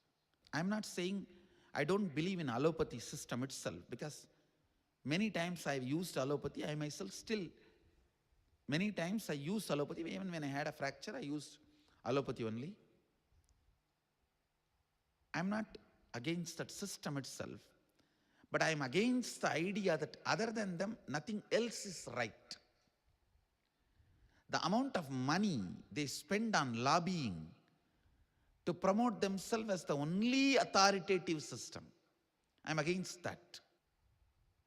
I'm going to create a unique medical college here where the best of allopathy, best of Ayurveda, best of Siddha, and the Indian traditional medicinal systems. India has at least 25 traditional medicinal systems. Whole thing will be made available. Astrology is used in diagnosis in Indian tradition. So I'm going to evolve that kind of a doctors. My kids will be evolving that kind of a doctors. Out of the Balasans, I'm going to evolve that kind of a doctors. And I'm already working on the horoscope of all the 41 kids. Balasans, I told them to get me the horoscope. Based on horoscope, I'm going to decide which subject I'm going to put them. Now I am free. And they are also free from all stupid examination. They are free now. All the exam pressure, stupidity, everything. And I take the responsibility for them to complete their education successfully and sit in a very respectful, responsible, and socially respected place. Contribute to the humanity and respected by humanity.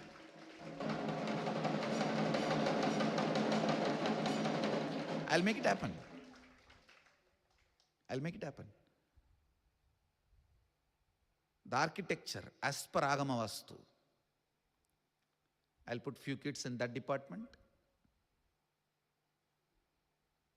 Authentic, performing rituals and delivering the result just like a surgery, as per Agama. Please understand how you do this artificial, the test tube babies and all that process. IV, what do you call? IV. IVF. The success rate of IVF and the success rate of Putrakamesh Yaga. Putrakamesh Yaga success rate will be more than the IVF. Because it is a science.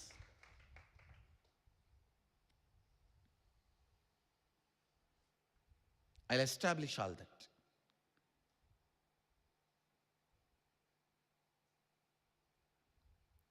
I'm so happy that they can now start evolving, spending whole day and night thinking into this, each branch knowledge. One, I'll start downloading into them.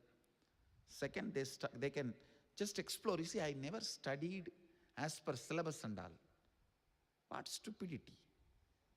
Actually, the whole syllabus, the diploma I studied, that stupid thing. Now the whole semester, 6 months syllabus, I'll finish it off in first 2-3 days.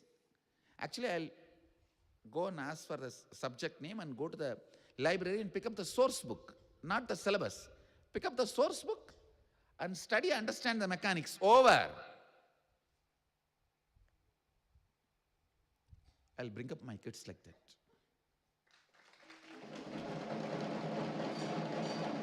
See, because now I have the freedom, I don't need to be constantly thinking about who is going to certify. Nobody need to certify. I never got any certification. I only become certification authority. My kids will become like that.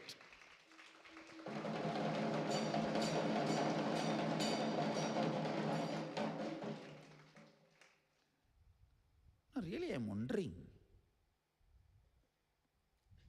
if I have to make a right presentation about the education system we are having now. Few scientists have put 5 monkeys in a cage, put a ladder. On the top of the ladder, they put 20 banana. Whenever one monkey tries to climb that ladder, all the other 4 monkeys they caught and poured cold water on them. Continuously 10-20 times. So what happened? Whenever a monkey tries to climb the ladder, other monkeys have started beating this monkey and dragging it down. So for 1 week the same thing is happening. No, the banana is untouched. Because any monkey tries to climb the ladder, other monkeys are beating because of the fear of that cold water treatment. And after 1 week, they replaced one monkey. They put a new monkey and took out the old monkey, but the new monkey does not know this treatment. When he tries to climb, all the monkeys have beaten him left and right. So after getting 5-6 times beating, he stopped climbing that ladder. So then they replaced second monkey. The same thing happened with second monkey. Then they replaced the third monkey. Then they replaced fourth monkey. Then they replaced fifth monkey. Now all 5 monkeys have not gone through the cold water treatment, but all 5 of them are beating each other and not allowing anyone to climb the ladder. That's exactly the Indian education system. Why you are not claiming? Nobody knows. As a tradition, we don't claim. As a tradition, we don't climb. See, never study in a system which is designed for mass. Mass means what? Any designing done for mass is done for the lowest rung. How can genius people be produced with something which is designed for the lowest rung?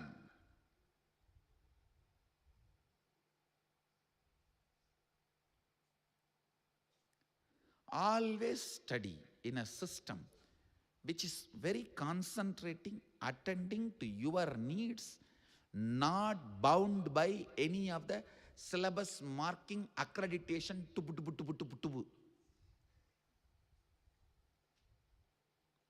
No.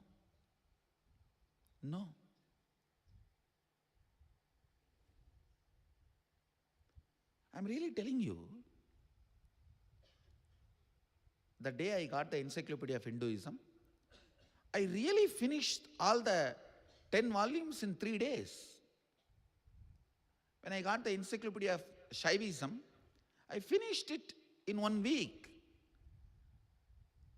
I can create my kids do that. But if they learn from a regular so-called mediocre system, this volume, 1,000-page book, 1 volume means 3 months semester. The dirt is being inserted into the heads of the kids.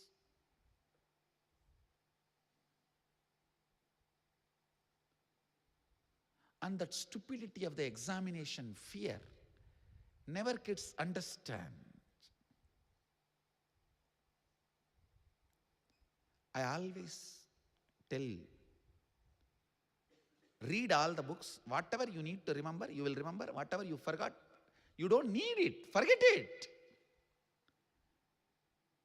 Your life has nothing to do with that. What is forgotten? What you remember, your life is going to be only to do with that. Live that. Over. The fear of forgetting, if it is completed, the amount of information you remember, recollect, use in your life will become 100 times more.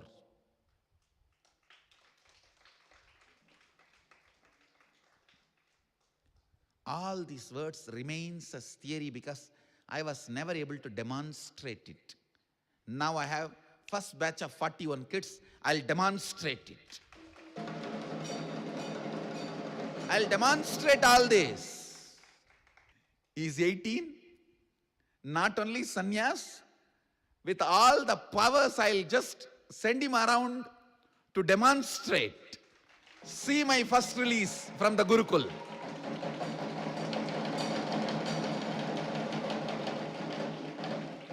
Now I'm going to send a bunch of kids by,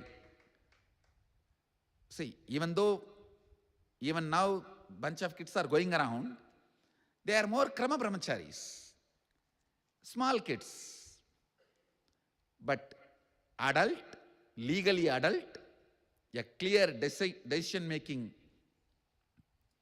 adult with all these powers, demonstrating them, and sannyasi going around telling the world what is possible.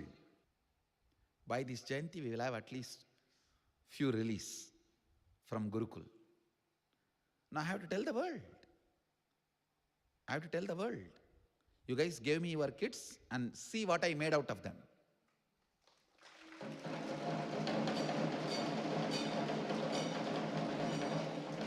Not just this third eye. Not just this third eye.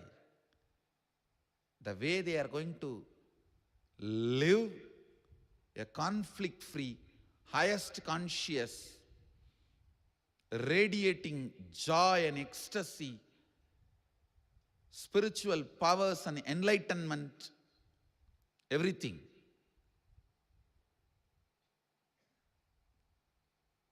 The first batch of sannyasis from Gurukul.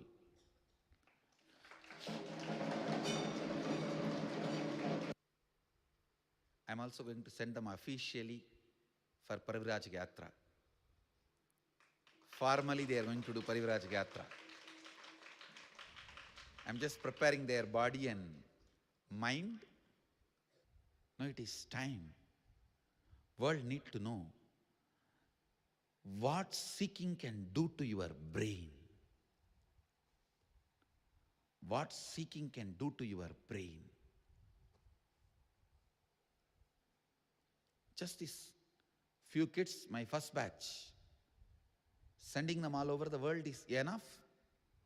In 2 years, I'll have 10,000 kids here doing PhD in Hinduism.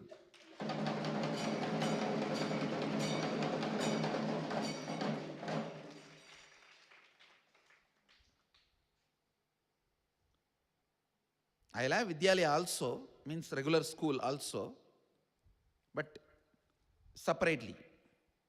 I'm going to divide both, maybe within next 2-3 years. I'll also show to the world, even as a Grihastha, doing PhD in Hinduism pays you. It's a career. I'll establish that. It's not just joblessness, it's a career. Like career in chemistry, medicine, law, engineering. It's a career which is not affected by global recession. All other fields will be affected by global recession. This will never be affected by global recession because even during the global recession, they will have more customers and clients.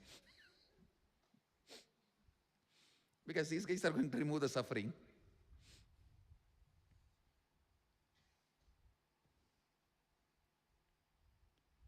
Now I have so much freedom. I'm going to put a few kids to do PhD in economics as per Hinduism, construction as per Hinduism, astrology. Actually, in Hindu tradition, astrology and astronomy are very closely associated. Doing PhD in that line and doing research on the rituals, different departments like Vaimanika Shastra, everything. Above all, I'll make them demonstrate powers. I think that will be the real way the world will understand what I am doing here. Seeking can change your very brain map. Understand? It can change the very way your brain thinks. The very way the brain functions. The very way brain cognizes. I know in 2-3 years, 10,000 kids will be there. 10,000 is a small number, I am telling. Will be here to do Hinduism PhD. But these first 41 kids are historical batch. Just like first batch of Gurukul. 10 years before when I started the Gurukul, first batch, like that, this is the first batch of Balasans. The boldness the parents showed, boldness the kids showed. I really want to put this on record. Thank you guys. You are the future of Hinduism.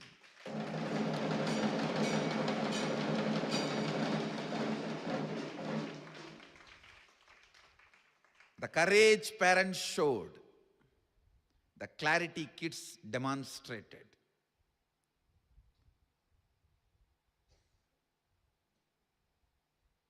The way things are going to flower, I tell you guys, Veda Mata is celebrating all of you. The whole Kailasa and Vaikunta is celebrating you guys. Celebrating this happening.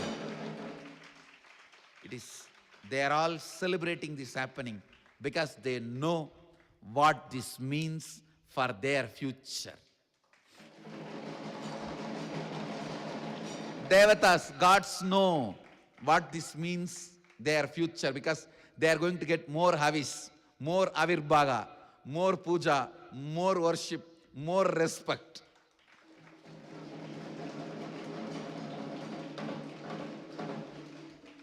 So they know what it means for their future. I can say the foundation, the real foundation for Sarvanya Pita is done with these 41 kids.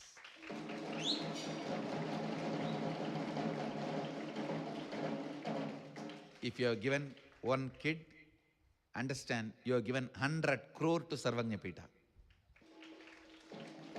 Not just one, you are given 100 crore to Sarvanya Pita. Because even with 100 crores, what I am going to do?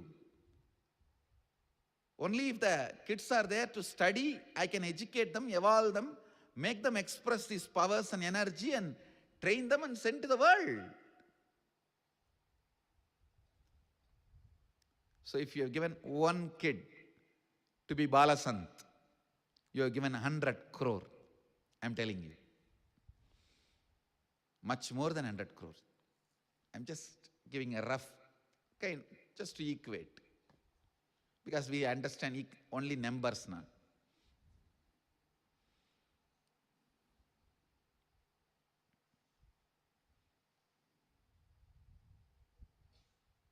Seeking changes the very way you cognize things.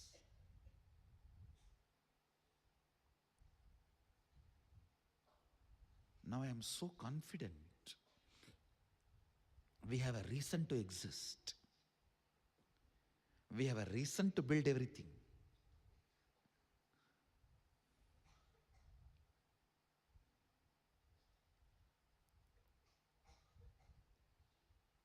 These 41 kids are the first batch. Now I know it will just expand. Because the first decision only See, Indians are like a goats only. The first goat has to jump the fence. Then all the goats, tadak, tadak, tadak, tadak, tadak, will jump.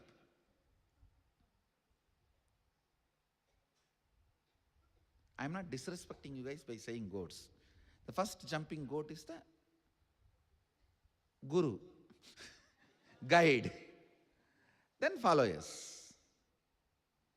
Now the first batch has taken the jump. You will see now. It becomes a trend. It becomes a trend.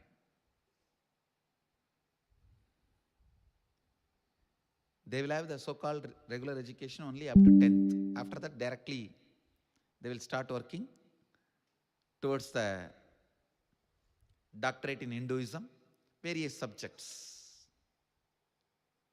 The essence of Hinduism will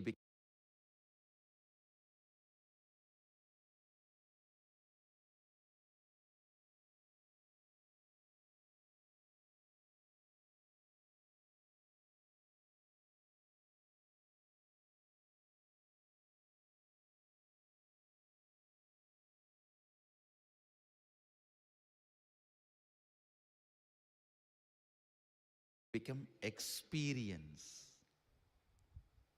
will be established legitimately through my kids.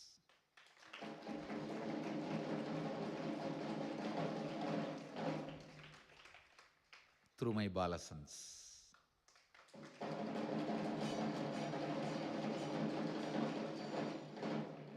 So essence of today's satsang is seeking. That is the essence of all the last 15 verses of Isavasya Upanishad. So I'll continue on the next verses in next further satsangs. So today we will not have Sarvadarshan, but in further satsangs, I'll sit for you guys for Sarvadarshan. Today I think it's time. So I bless you all.